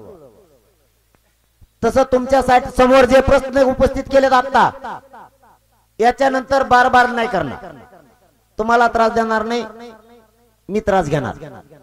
फक्त एकदा तुम्हाला विचारलं याच्यावरती ठाम आहेत की तुम्ही समजा हे पुरं मार्गी लागल्याशिवाय आपला माणूस हटूच शकत नाही. कुणी काही सांगून द्या, फेसबुकला सांगून द्या, नाही तर व्हॉट्सअपला सांगून द्या, नाही तर टीव्हीला सांगून द्या, नाही तर काय सांगून ते सांगत असते एखाद बार लाव लाव अशी बातमी लावित असते. किंवा लढा सुद्धा सांगतो फक्त आणि फक्त मराठा समाजाच्याच वतीने, ते बी सांगतो. हे तुम्हाला मान्य सांगा बरं, मराठा समाजाच्या वतीने राज्यातला लढा. आता विषय भरतीचा आपण क्लिअर केला. नोकर भरती तोपर्यंत होणार नाही, झाली तर मराठ्यांच्या राखीव जागा ठेवून होणार. आपला 10वा मुद्दा आहे. सरकारला या बैठकीच्या माध्यमातून पुन्हा विनंती, तुम्ही नोंदी शोधल्या, काही अधिकाऱ्यांनी नाही म्हणून सांगितल्या. महाराष्ट्रात जेवढे देवस्थान आहेत, जेवढे तिथल्या पुरोहित बांधवांचं म्हणणं आहे, जेवढे पुरोहित आहेत त्या बांधवांचं म्हणणं आहे, हजारो वर्षापासून अगोदर नोंदी आमच्याकडे होत्या. हा कोण, अमुक अमुक कोण, तवा काय माहित नव्हतं मराठ्यांना आरक्षण मिळणार आहे म्हणून, तवा माहित नव्हतं, तवा लिहिलं जायचं योग्य ते हजारो वर्षापूर्वी. महाराष्ट्रातले जेवढे देवस्थानाकडे पुरावे मराठा आणि कुणबी एक असलेले, ते महाराष्ट्रातले सगळे पुरावे सरकारनं पुरातत्व विभागाकडून महसुली अभिलेखाकडे वर्ग करावेत आणि त्या सगळ्या शासकीय नोंदी म्हणून ग्राह्य धराव्यात. या बैठकीतली ही आमची सुद्धा मागणी आहे सरकारला. ही तुम्हाला सगळ्यांना मंजूर आहे का? कारण नाशिकला एका त्र्यंबकेश्वर देवस्थानाकडे फक्त एका 22 खोल्या सापडल्यात मराठा कुणबीच्या बांधवांनो, 22 खोल्या. असं राज्यात किती असेल? राक्षस भवनला सुद्धा सापडल्या. असे देवस्थान किती असतील? देवस्थानाकडच्या सगळ्याची सगळ्या नोंदी ह्या हजारो वर्षापूर्वीच्या या शासकीय नोंदी म्हणून घ्या. त्याचबरोबर पूर्वी राजस्थानचे भाट लोक यायचे, भाटच म्हणतात ना त्यांना, त्यांच्याकडे महाराष्ट्रातल्या आणि भारत देशातल्या सगळ्या वंशळी त्यांच्याकडे. हे काय आरक्षणासाठी नाहीत, परंतु आम्ही कोण हे त्यांच्या जवळ, तुमच्या जवळ नसतं. ते सगळं भाट घ्या आणि त्या सुद्धा शासकीय नोंदी धरा. मग आम्हाला ग्राह्य धरणार कसे नेमके? त्या नोंदीच्या आधारावर सुद्धा त्या सगळ्या नोंदी घ्या. त्यासाठी सुद्धा सरकारनं एक टीम नेमणं गरजेचं आहे. देवस्थान संस्थान सगळे राज्यातले ते भाट बांधव यांच्यासाठी, आणि देवी लस म्हणून पूर्वी होती, त्याच्यामध्ये सुद्धा जातीचा उल्लेख आहे. ते सुद्धा पुरावे सरकारनं ग्राह्य धरा. टीसीवर काही काहींच्या कुणबी लिहिलेलं आहे, अधिकारी ते ग्राह्य धरत नाहीत. मग आता टीसीवर ग्राह्य नाही धरित, मग काय धरितो? धरितो का? आम्ही तोंडाने सांगतो आम्ही कुणबी, आमचं आहे का? मग आमच्या म्हणणार धर, जेव जेव म्हणून मी कुणबी ते लिहून घेईन. ती तुला टीसीवर लिहिलेलं जमाना, तुला देवापाशी लिहिलेलं जमाना, तू रंगनाथ हे का का तुला काहीच जमाना, घेतो कशावरचा? मग रंग बदलणारा रंगनाथ आहे, घेतो काय रे? टीसीवरचा पुरावा मिळेल. केव सुद्धा शासकीय नोंद म्हणून घ्यावा लागेल, कारण टीसीवरच आम्हाला शिक्षण शाळेत ऍडमिशन देता ना, का दुसऱ्याला 7/12 देतो ऍडमिशन? मराठा बांधवांना तुम्हाला कशावर दिलंय? का कुणाचा 7/12 घातलाय? आणि मग देतो कशावर? या चारही देवस्थानचा सगळे पुरावे, राजस्थानचे देवी लसीचे टीसीवरचे पुरावे, आणि 5वा याला जोडून आमच्या एखाद्याची ओबीसी बाप हे ओपन पोरगत मेळ लागा ना, ओबीसीचा म्हणा का ओपनचा म्हणा, आयला हुंबलत करून भुले होई ने आपल्या डोक्याला तापच, रोज वेगळं वेगळंच ऐकायला येतंय.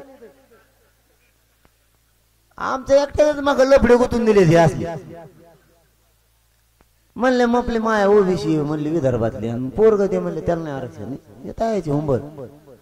तुम्ही कमून आमच्या डोक्याला ताप लावला हेच कळा ना मराठ्याचा बाकीच्याचा लावला का तुम्ही दाखा बरं बाकीच्यात तसं आहे का बाकीचं रच्चीच आरक्षणात गेलं सकाळी म्हणले त्याचं पोरग IAS अधिकारी झालं केली त्यांनी बेल्ट लावताय ना त्याला नीट. आणि आमची आय ओबीसी काहींची काहीच आता बाप ओबीसी आय ओपन काय लावा काहीच कळणार आईला उभा राहायला ही केलं याला आपल्या नोकरीला ते म्हणले मग आपला नवरा हाय ओबीसी पण त्यांनाच एकट्याला मिळत आहे मी नोकरीला नाही लागले आणि बायको तिची बघा हुंबाला आहे का काही मिळ. तुम्हाला काय वाटतंय का नाही याच्यात इकडे तिकडे लिंबाकडे का बघा आता लिंबा खाली झालं नोंदी मी निघालेल्या आहेत त्यांच्या उगत नाही सावलीला बसले ते येडे नाहीत. आई ओबीसी आहे विदर्भातली पश्चिम महाराष्ट्रातली परंतु मुलगा ओपन आहे बापाची जात त्याला लावली दोघांची ही जात त्या मुलाला लावा याच्यावर तुमचं मत काय. म्हणजे कोणते कोण हुकला जायच्या माध्यमातून तर मत जाईन हो. या 5 विषयावर सरकारनं उद्यापासून काम करावं म्हणजे सरकारनं या आईच्या बाबत उद्या सकाळी जरी म्हणले तरी चालतंय त्यांचा फायदा होईल. आईचा आणि बापाचं दोघांचं पितृ भाऊ मातृ दोघांचं.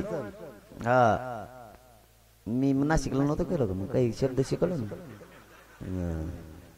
त्यांना शिकता येतं काय एकट्याला ती हिंदीच वाचून दाखवत मग तुला जे मग का वाचतो रे आणि वाचता वाचता ते पणच हसू बघितलं की नाही तुम्ही सगळ्यांनी ते म्हणतो उसकी हिंदी देखो कशी वाचायला गेलं ते पणच दातड काढायला लागला येडपट येवले.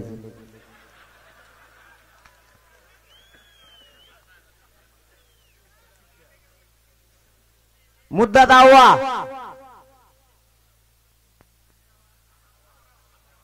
11वा हा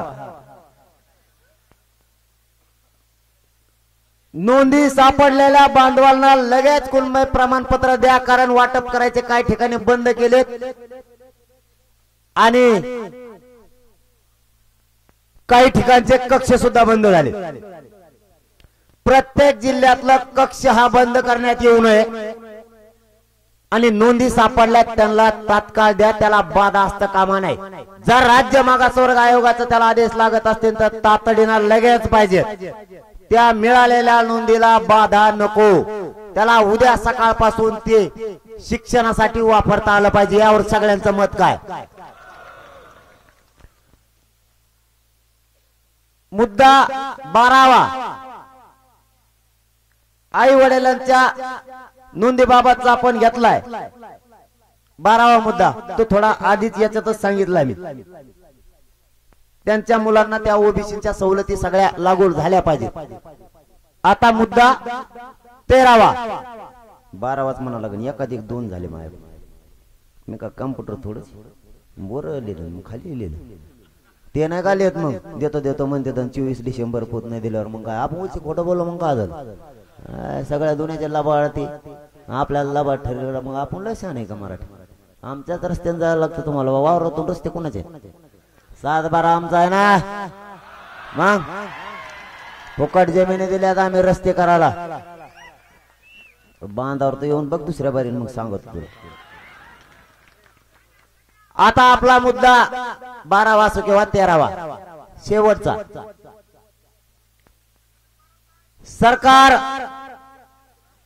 सरकारचं म्हणणं आहे आता 11 वाजता आलेला फोन यांचा फोन झाल्यावर सांगतो मला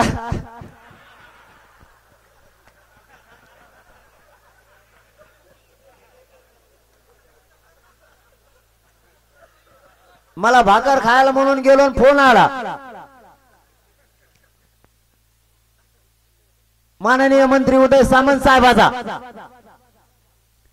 आपलं सगळं उघड असतं आपण मराठ्यात सांगत असतो ते म्हणते सांगू नका मी सांगत असतो लपून ठेवत नसतो मी, आणि लपून ठेवून मला आयुष्यभर यांच्या नजरातून फक्त पडायचं नाही बस. हा ते म्हणले मी 2:30 वाजता बोलवतो बैठकीला. मी त्यांना सांगितलं तुमचं आणि आमचं ठरलं, बैठकीला तुम्ही होतात. मराठा बांधवांना हा विषय महत्वाचा आहे का? कारण आपला 13वा मुद्दा आहे. 24 डिसेंबरला जर आरक्षण नाही दिलं तर पुढची आंदोलनाची दिशा काय, हा मुद्दा आहे. त्याच्यावरती चर्चा होणार आहे.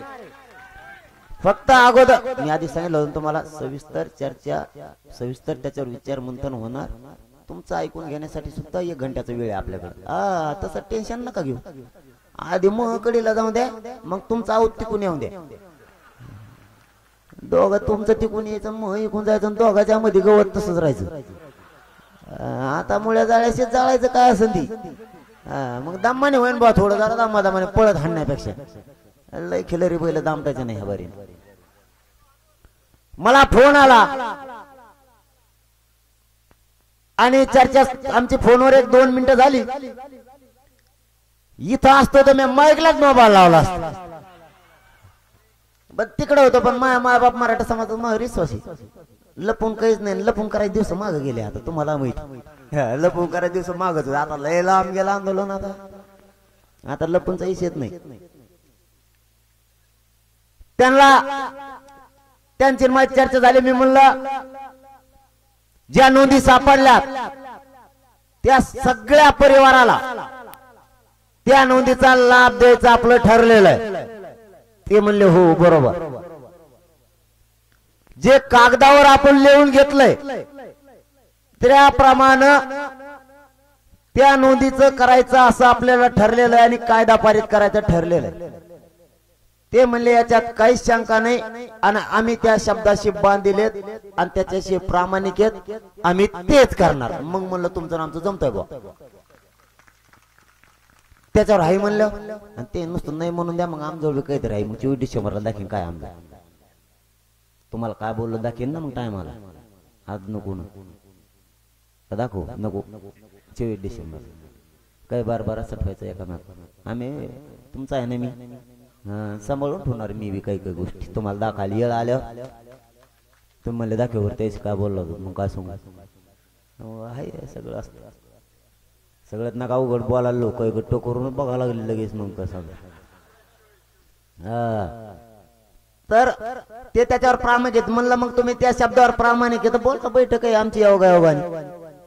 म्हणलेत बोलतो 2:30 वाजता बोलतात करीत कुणाला. मग आम्ही ताईटच आहेत. फोन ते रेंज मध्ये ठेवला आम्ही. त्यांचं मनाचं काम नाही. रेंज नव्हतं तुम्हाला. मोबाईल वाल्याला म्हणलं माझ्यापाशी उभा राहू नको, लांब उभा राहा रेंज मध्ये. ते उद्या त्याला बनते रेंजच नव्हती. मी लय फोन लावले.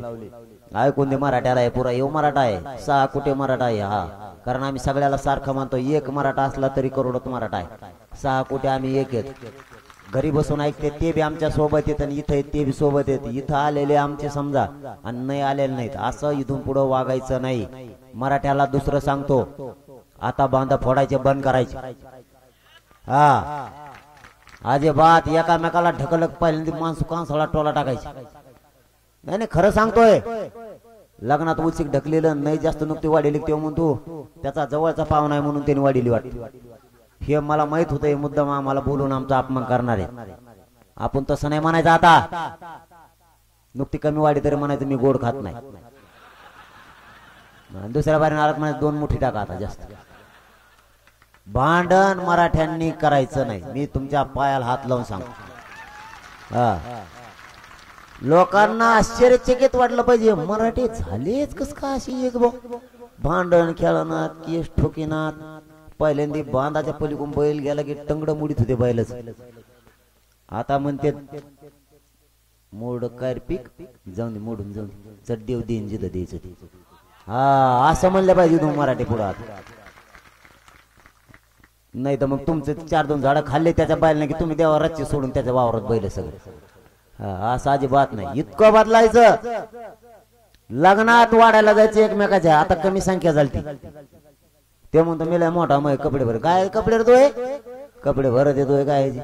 कचा कच वाढायला उतरायचं मध्ये सगळ्यांनी. इतका मदतीला यायचं, उचलून टाकायचं. त्या दिवशी एक ऍक्सिडेंट झाला होता कोणत्या रस्त्यावर आठवते कोणाला?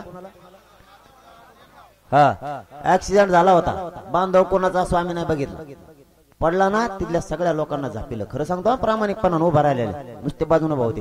म्हणलं मरूस तर तुम्ही बघणार, उचलून टाका काय व्हायचं तुम्ही. जात कोणची असो त्याचं देणं घेणं नाही, माणुसकी जिवंत ठेवा. सगळ्यांना उचलून टाकला गाडी. मी स्वतः तिथं उभा राहिलो. आपले बांधाचे भांडणं बंद करा, उद्यापासून बरेचसे बंद करा, लग्न साधे करा, हुंडे घ्यायचं कमी करा. तर म्हणतात हे दादा वेगळंच कोण राहिलं. हा भांडण कमी करा. शेवटच्या मुद्द्याकडे येणार आहे, त्याच्यामुळे उलसिक वेळ घेतो तुमचा. आता शेवटच्या मुद्द्यावर आटीतटीची चर्चा होणार. हा शेवटचा मुद्दा जर शिकतो कशी वरात माना केल्यावर आम्ही शेवटचा मुद्दा म्हणलो. ते मागचे बघा ती खापा खापाच वर बघायला लागले. ते म्हणले शेवटाकडे कवाशी किती कोण भांडण. हे बघा हे सुद्धा मुद्दा जातीसाठी लय महत्वाचा आहे. एकमेकाच्या मदतीला जायचं. जमिनीचे भांडण कमी करा. कमी जास्त वाटण्या झाल्या असल्या तर उली तिली कमी जास्त सोडा. भावकीचा वाद कमी करा. नको आता लय लोकांनी फायदा घेतला. इतकी मजा वाटते त्यांना आपल्या जुटलेला असल्यावर. जाऊ द्या व्हाला आणि बापाचं. व्यासपीठाच्या मागचे म्हणा बडबड बंद करा, पुढे या, नाही तर तुम्ही जाऊ शकता गाडी सुरू करू. त्यांच्या घरी भांडणं नाहीत वाटत. इतके लोक आपल्या दुरावा असावा याची वाट बघत आहेत प्रचंड. नका वाद करू, सहन करा, एकमेकाला द्यायची भावना ठेवा. आपल्या विरोधात कोण जाणून बुजून वाद लावतय किंवा आपल्या बऱ्यावर नाही त्याला बोलून नका दाखवू, पण बऱ्याचशा गोष्टीपासून त्याच्यापासून लांब राहा. हा आपले सगळ्या गोष्टी आहेत गावागावात, त्या बी घेत जा. औ नाही कळलं का? हा जमलं. मग थोडस आता जात सांभाळायचं शिका.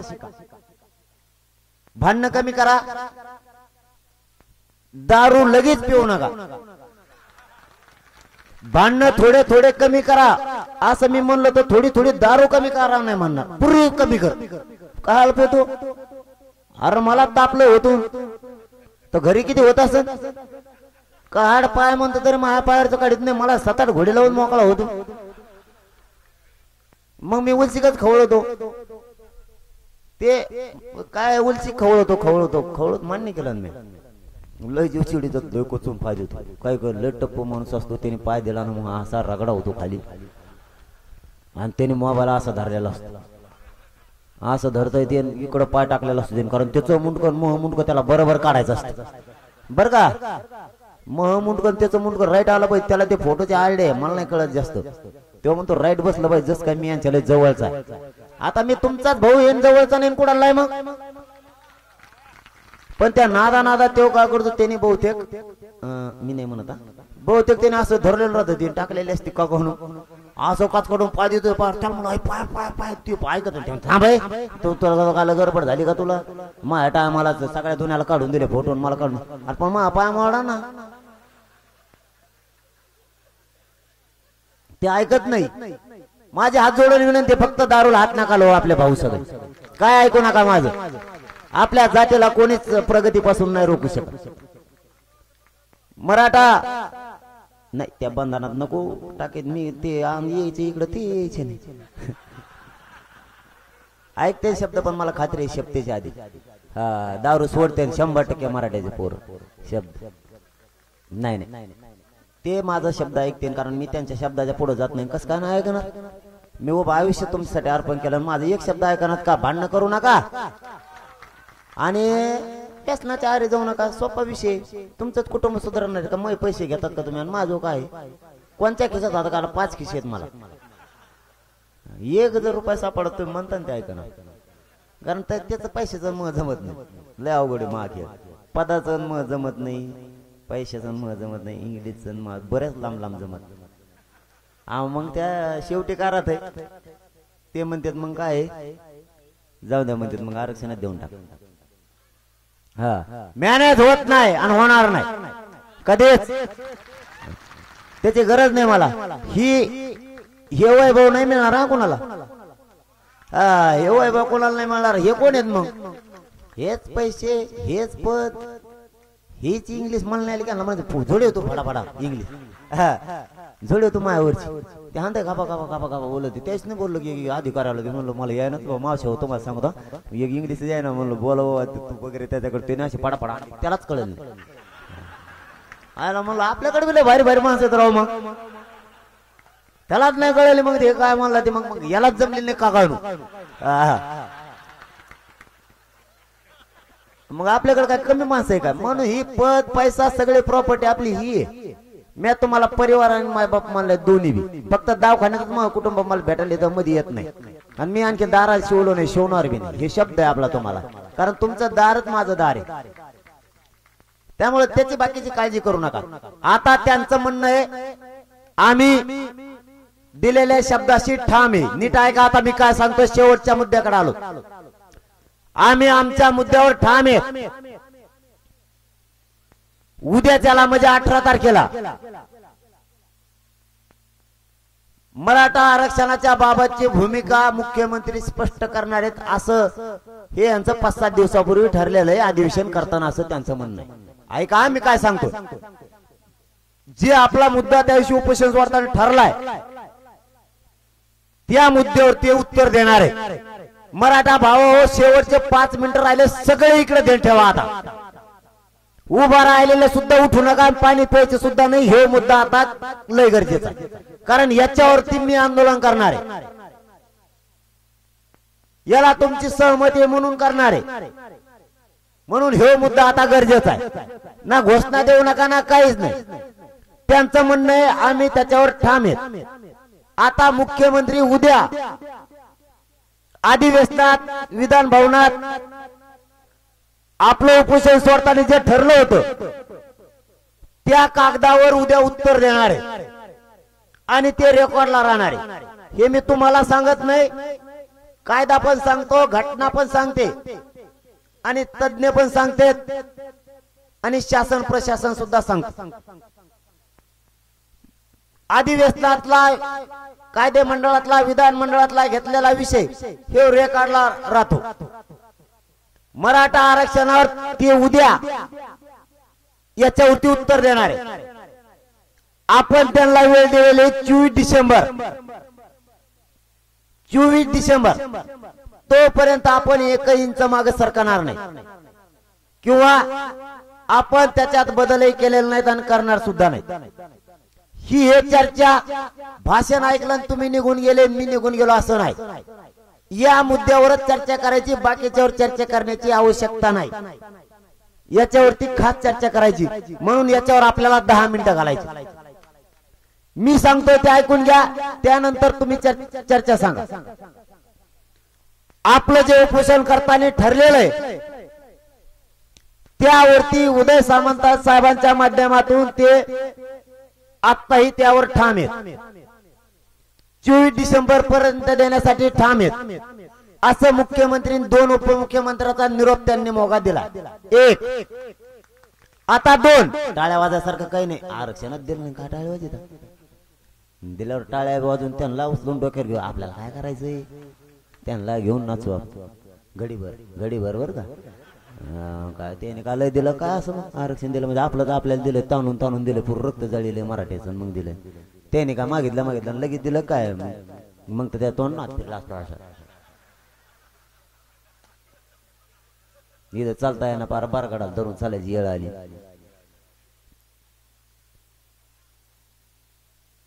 त्यांनी सांगितलं आम्ही त्याच्यावरती ठाम आहे. दुसरा मुद्दा उद्या मुख्यमंत्री स्वतः त्याच्यावर निवेदन देऊन मराठा समाजाच्या आरक्षणाच्या बाबत उत्तर देणार आहे. मला असं वाटतं ते तुम्हाला सांगतो. पुढच्या आंदोलनाची दिशा ही जर आपण वेट आणि व्याजच्या भूमिकेत जर फुली तर म्हणतोय त्याच्यावर तुमचं मत सांगा आधी माझं आहे. कारण आपलं नेमकं काय ठरलंय हे त्यांना कळणार नाही आणि आपण काय करणार आहेत हे कळणार नाहीत. गनिमे कावा आपण जर आजच जाहीर केलं, आजच करायचं होता, आणखीन बी तुम्ही करा म्हणलं करतो, टेन्शन नका घेऊ. ऐका ऐका, तरी तुमची मत घेणार हे आधी माझं पूर्ण ऐकून घ्या. तर ते म्हणते तुम्ही आधीच दिशा ठरवली, मग तुम्ही आधीच दिशा ठरवून बसले. म्हणजे माग काय झालं होतं ते सांगतो. आपण देत होतो 4 दिवस, ते म्हणायचे 30 दिवस, असा गोळ चालला 8 दिवस. समजून घ्या. तुमच्याशी गद्दारी करणार नाही, तुम्हाला सांगतो. तुमच्या विचाराशिवाय पुढे जाणार नाही मी. तुमच्याशी कधी खरं बोलणार. ही भूमिका तुम्हाला मान्य असेल, आता मी सांगतोय ती, तरच मान्य नाही. तुम्ही म्हणले सुरू की सुरू. समजून घ्या. फक्त सांगणं कर्तव्य, समजून घेणं कर्तव्य. कोणाला तरी वाटतंय मराठ्यांना अपयश आलं पाहिजे, आणि आता मात्र मराठ्याला अपयश नाही होऊ द्यायचं. ही लढाई माझे मायबाप मराठे इथं जे जमले होते ना करोडोच्या संख्येनं, ते बिना पाण्याचं 17-17 घंटे वापस गेलेले तर ते श्रेय वायाला नाही जाऊ द्यायचं. आपल्याला नाही जाऊ द्यायचं. इथून उपाशी गेले, काहीला पाणी मिळालं, काहीला अन्न नाही मिळालं. नुसतं बधीर सारखं वागून नाही चालणार. मला आले आले गेले गेले मराठीनं. आता काय मी मोठा झालो, लहान झाला. काय मोठा झाला रे? तुझे मायबाप इथून उपाशी गेले पाण्यावर, ते श्रेय वाया जाऊन देऊन जमणार नाही. बलिदान सुद्धा वाया जाऊन देऊन जमणार नाही. सगळी लढाई फक्त बुद्धीनं, युक्तीनं, ताकदीनं सुद्धा लढायची, पण जिंकायची. जिंकायची सुद्धा. आता ते करणारे तर उद्या उत्तर साधं. मग आता पुढचं डिसेंबर आणखी परत लांबे. आणि त्याला काय, आज जर ठरलं समजा आपण 24 डिसेंबरला जी घोषणा होईल त्याच्यात मराठी तयार, तरी एकूण एकच झालं. फक्त तेच सांगायचं, झालं रे तयारी, चलो. आज म्हणलं की ते परत म्हणते तुम्ही आधीच घोषणा करून बसला, आम्हाला उद्या सांगायचं होतं. म्हणजे काय, अगोदर आपण दिले 4 दिवस, ते म्हणत होते 30 दिवस. आणि त्यांचा डाव आपल्यावर असा होता, ते मी तुम्हाला सांगतो. 4 दिवसात कायदा पारित होता असं माझं म्हणणं होतं. त्यांचं म्हणणं होतं होणार नाही, 1 महिन्याचा वेळ द्या. जर मी दिला नसता, मी म्हणजे मराठा समाज, मी पण नाही आम्हाला, मीत काही आपल्यातले नमुने टाकी देत. आता नाही टाकी, समजा ते बी हुशार झाले, त्यांना कप खालून लिहिते, त्याच्यामुळे त्यांनी टाकायचं बंद केलं. हा, ते म्हणजे तू लय शहाणा आहे, काय म्हणतो रे मग मी पाना, म्हणजे ती आमचा सगळा एकटाच काय मी रे. ते बघतं एखाद बार दुकान चालू करायला, मराठी दुकान सुरू होऊन देते आता. अगं वा वा वा, एवढ्याला कुलप लावलेत मराठी दुकानच बंद पडली. त्यांचं म्हणणं होतं 1 महिना द्या, आपण नाही म्हणलो. मग त्यांचा डाव होता आता आंतरवालीला जायचं. आवाज येतोय सगळ्याला? आंतरवालीला जायचं आणि सरळ सांगून टाकायचं, आम्ही म्हणत होतो महिना द्या, तुम्ही 4 दिवस दिले, कायदा पारित केला, हवा घेऊ कायदा. आता ते उडाला, आम्ही काय करावं, तुमचा माणूस ऐकतच नव्हता. म्हणजे खापर ठोकायचं, मराठ्यांच्या डोक्यावर पडायचं. बघा काय डाव होता, तो लक्षात आला. लक्षात आला का आपण सांगून टाकलं. त्यांना जवळ येऊस तर काही सांगितलं नाही. 4 दिवस जो आलो आणि त्यांनी चर्चा सुरू केली. 4 दिवस द्या, 30 दिवस. आपण म्हणत 4 दिवस, आपण या काय म्हणलं की 40 दिवस. ते बधीर झालं ना, ते मागच सरकलं. ते म्हणलं 4 दिवस म्हणतो. आता समजून या, डाव असू शकतो, मराठे हुशार राहा. कारण वैऱ्याची रात्र म्हणतात ती हीच आता मराठ्यावर. आता वैऱ्याची रात्र मराठ्यावर नाही द्यायची. ज्या ज्या वेळेस ते आपल्याला गुताले गेले, त्या त्यावेळेस तेच गुतले, आपण नाही गुतले. त्या त्यावेळेस तेच अडचणीत आले. आणि ह्या मराठ्यांच्या चालीमुळं, मराठ्यांच्या दूरदृष्टीमुळे, हुशारीपणामुळे लोक म्हणतात मराठे हुशार नाहीत. याच हुशारीमुळे 54 लाख मराठ्यांच्या नोंदी सापडल्या. 1.5 कोटीपेक्षा जास्त मराठे त्याचा लाभ घेणार आहेत. ह्याच मराठ्यांच्या हुशारीमुळे. ताणून धरला असतं तर कदाचित 1.5 कोटी, 1.25 कोटी पर्यंत सुद्धा आकडा गेला नसता. भाव आयुष्याचं मिळालं नसतं. आता ते उद्या सादर करणार आहेत उत्तर. मग आपला निर्णय बी थोडा उलसी पुढे घ्यायचा का? निर्णय आहे तेच आहे, पण कमून पण दम निघा ना का. 24 डिसेंबर काय आहे का आणखी? आयला शब्द घ्यायला मराठ्याचा बदल दे का? फक्त थांबायची वेळ आली नाही तर आज डिक्लेअर कार्यक्रम होता. पण या बरोबर दुसरं बी सांगतो लगेच. आता हे निर्णय थांबून घ्यायचा की याच्यावर सगळ्याचं एक मत हे का लगेच घ्यायचा? मला हात वर करून सांगा.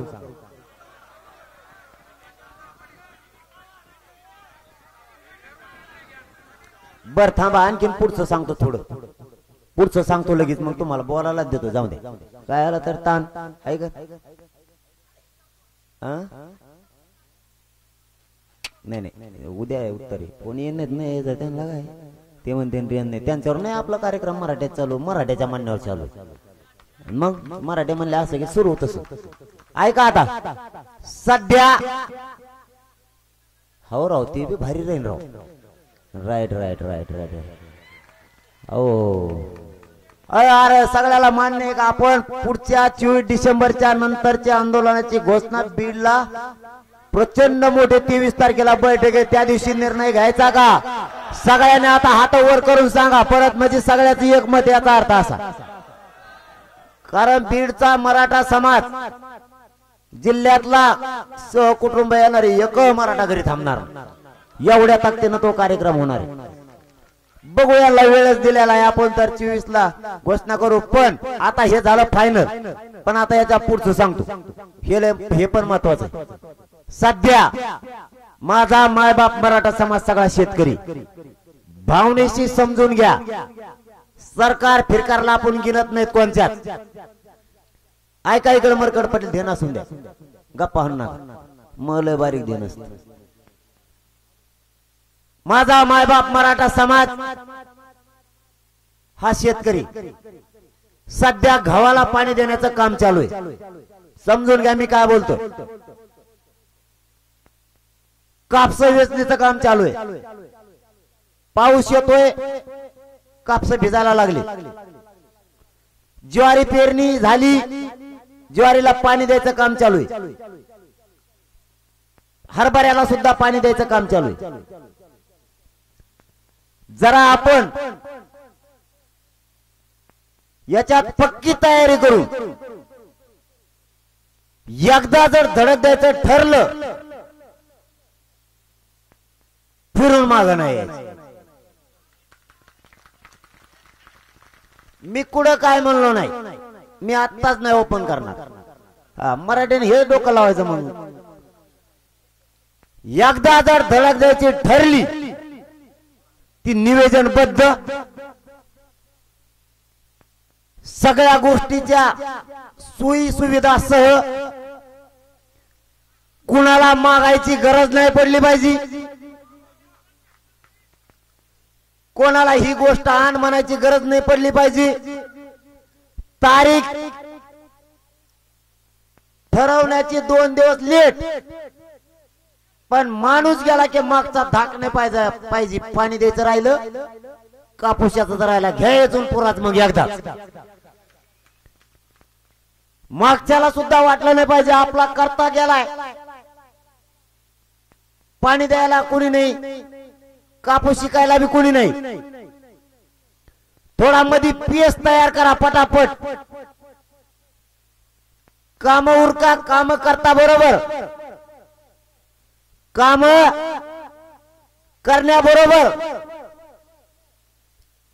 धडक देण्याचा बी पक्का आणि कायमचं नियोजन करा फिरून शेजारच्याला मला दात घासायला देतो का म्हणे सुद्धा काम नाही राहिलं पाहिजे जायचं तर उगाच सगळे तारीख ठरली चला चला म्हणले मग बनेलच घरी राहायला मी चाललो घरी का आला तुरे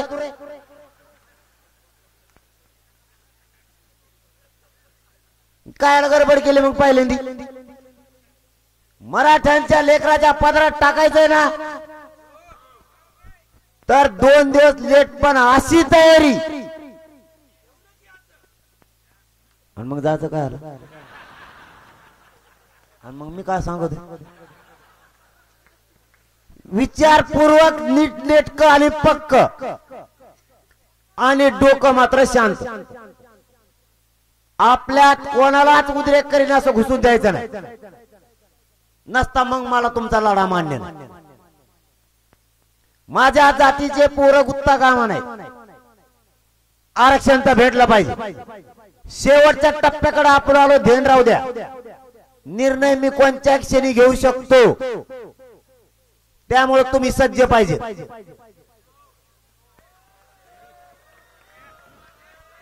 टपा टपाच हातावर झाले हो निवेदन पक्क करून करायचंय. नुसतं भावनेच्या आहारी जाऊन नाही बोलायचं. मी पुन्हा पुन्हा काय सांगतोय समजून घ्या. भावनेच्या आहारी कोणी जायचं नाही. करायचंय म्हणून करायचं नाही. एकदा धडक द्यायची ठरलं तर मी माघारी आले घेऊटल्याशिवाय माघारी फिरणार नाही. या भूमिकेवर करोडोच्या संख्येनं मराठ्यांनी एकत्र राहायचं. तुम्हाला 3 गोष्टी पाहिजे, 3 ते 4. त्याबाबतची घराघरात जाऊन जागृती करायचं काम करायला लागतं. असं नाही घरी कोण ठेवायचंय, आंदोलनात कोण उभा राहायचं. मी कोणत्या आंदोलनाबद्दल बोलतोय सांगितलं नाही. आंदोलनात कोण यायचं, घरी कोण सांभाळणार आहे, ही तयारी करायची. गाव ना गाव, घर ना घर पिंजून काढायचं. ही जबाबदारी तुमच्यावरच आहे. काय वस्तू लागती म्हणजे मी आंदोलनाला म्हणतो वस्तू म्हणजे नसतं का ते असं धरायचं. मागणी मांगे पुरी करू ते म्हणतोय मी, बाकीचं नाही. तुमच्या डोक्यात काही येईन त्याला मी काय करू. काय वस्तू लागतात, किती जण एका गाडीत बसतात म्हणजे आंदोलन करायसाठी म्हणतो आम्ही. आपल्या इथले नसते गावाच्या शेजारचे. ती तयारी पक्की करावी लागणार आहे. कोणावर अवलंबून राहायचं. कदाचित मी म्हणलं मला भूक लागली तर तुम्ही तिथं टोळ सुरू करायला पाहिजे. म्हणजे तिकडसाठी नाही म्हणत मी इकड्यासाठी म्हणतो. तिकडं नाही, तुम्ही लगेच खुशच होता. पक्क निवेदन करा. काय जे करायचं ते. हार मानून माघारी येणं मला पचन असं मला वाटत.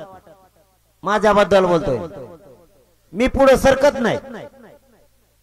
सरकलो तर मागे येऊन माझा अपमान पचवून मला शक्य नाही. आणि मला वाटत नाही मला ते अपमान पचत. मी काही सहन करू शकतो पण अपमान नाही सहन करू शकतो. मी तुम्हाला हे प्रामाणिकपणाने शपथ घेऊन सांगतो, मी अपमान पचणं माझ्यासाठी लय अवघड. काय करायचं 2 दिवस लेट करा. वाटल्यास आणखीन एक तयारीची बैठक घ्या. आंदोलन तर आरक्षण मिळाल्याशिवाय हटू शकत नाही. हे शब्द आहे आपला तुम्हाला. पण जे तुमच्या मनातलंय ते जर करायचं असलं तर 2 दिवस लेट. पण निवेदन मागचं सुद्धा झालं पाहिजे, पुढचं सुद्धा. मागचं हुकलं पुढचं झालं किंवा पुढचं झालं मागचं हुकलं, दोन्ही बाजूने मराठा संपला नाही पाहिजे. ना शेताकडून बी ना आंदोलनातून. आणि उत्तर मात्र मला एवढंच पाहिजे, आंदोलन होणार शांततेतच होणार. पुढून किती आपल्याला उग्र आंदोलन करण्याचा प्रयत्न काही आडव्या येणाऱ्याकडून झाला तरी तुमचं मात्र हात पायाजवळच पाहिजे. शांत हे मात्र शब्द पाहिजे. याच्यासाठी मला सगळे या निर्णयाला हात वर करून सांगा, मान्य आहे का. म्हणजे करोडोनी जरी आले तरी तुम्ही शांततेत राहणार. मी टेन्शन फ्री राहू म्हणायचं आता. आणि शांततेत करोडो जरी चालले ना भाऊ, अगं बाय बाय तरी बी जायचंच कुठं प्रमुख विषयाला. टेन्शनच. प्रमुख विषयाचं लोड येते मध्ये तिकडं नको ना.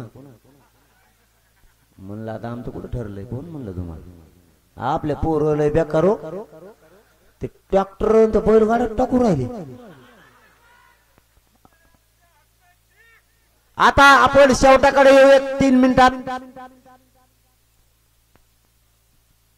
जर 24 डिसेंबर पर्यंत सरकारनं मराठ्यांना आरक्षण नाही दिलं तर पुन्हा एकदा विचारतो, पुढच्या आंदोलनाची दिशा काहीही असो, काहीही म्हणलो मी, ती 23 डिसेंबरला ठरवायची का. तुम्हाला मान्य आहे का. मोकळ्या मनाने हात वर करून सांगा, मोकळ्या मनाने.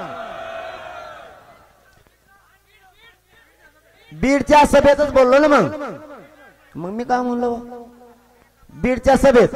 आणि जी काय असेल ती, आणि निवेदन करायला जर थोडा वेळ लागत असला तर बघा बर का, गाफील ना करू, हा झाली नाही असं नाही, सगळ्या तेज बुद्धीनं काम करायचं, गाफील नाही. विजय प्राप्त करायचा आहे. बिना चप्पलचं गेल्यावर काटा मोडत असतो. बिना चप्पलचं गेल्यावर तुम्हाला काट्यातून जायचं, तुम्ही जर म्हणणार असलात मला काटा मोडणार नाही, काटा मोडणार. त्याच्यासाठी चप्पल पायात आवश्यक. निवेदन तुम्हाला पक्क करावं लागणार. जर तोपर्यंत निवेदनाला वेळ लागला, वेळ म्हणल्यावर तुम्ही घालता 2-1 महिने, मग असं नाही जमायचा. नाही निवेदनाला म्हणा पटापटाच करावं लागेल. निवेदन करेपर्यंत मध्ये एखादं आंदोलन आरक्षण मिळवण्यासाठी करायची वेळ आली तरी आपल्याला करावं लागणार आहे. थंड पडून देऊन चालणार नाही, किंवा मलाही करावं लागणार आहे. मला आडवं येऊ नका. नाविलाज, तयारी होईपर्यंत नाविलाज. कारण मध्ये गॅप पडता कामा नाही. मी काय सांगतो समजून घ्या. मध्ये ऐकून घ्या, मी काय सांगतो ते ऐकून घ्या. मध्ये गॅप पडला नाही पाहिजे तयारी करूच. कारण जर 24 डिसेंबरला नाही दिलं तर एखादं आंदोलन आपण करावंच. कारण तोपर्यंत तुम्ही पुढच्या आंदोलनाची तयारी करून घेता लगेच. कारण लेकराला मिळणार आहे. मला वाटतंय, ऐका बरं, ऐका माझं म्हणणं काय आहे, जर त्यानं होणार असलं तर एकदा शेवटचं बघू, एकदा शेवटचं बघू. कारण एकदा जर गेलं आणि एकदा जर ठरलं मग माघारी नाही. म्हणून म्हणतो, जर समजा 24ला त्यांनी नाही केलं तर मला वाटतं एक शेवटचा आपण एकदा सरकारला संधी म्हणू की तुम्ही का थोड्या दिवसाचं उपोषण करू ना.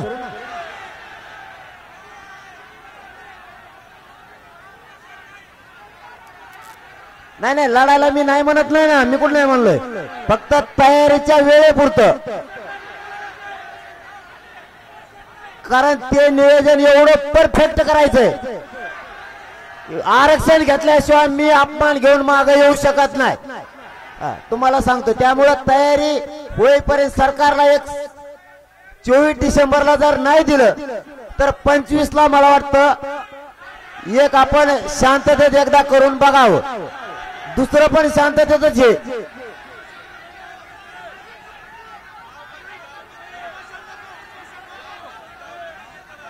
नाही तुमचा मुलगा आणि भाऊ म्हणून विचारतोय मी, काय मुद्दाम विचारत नाही. कारण एक तर 8 दिवसच राहिलेत आता, फक्त 8 दिवस राहिले. आणि 8 दिवसात तयारी होणार नाही तर एक 7-8 दिवस आणखीन तयारीला लागते ना आपल्या बांधवाला. मग पक्की तयारी करूच तर सरकारला कशामुळे सोडायचं. तर मी जीव जाळायला तयार आहे. तोवर आपण 24-25ला सकाळी आमरण उपोषण पुन्हा सुरू करू. तुमची तयारी झाली की बंद करून टाकू आणि तुम्ही म्हणतात तिकडे धडक मारू.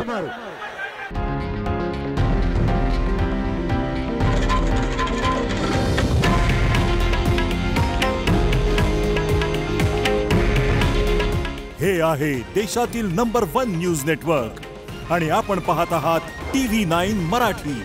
काळजी तुमची, हित महाराष्ट्राचं.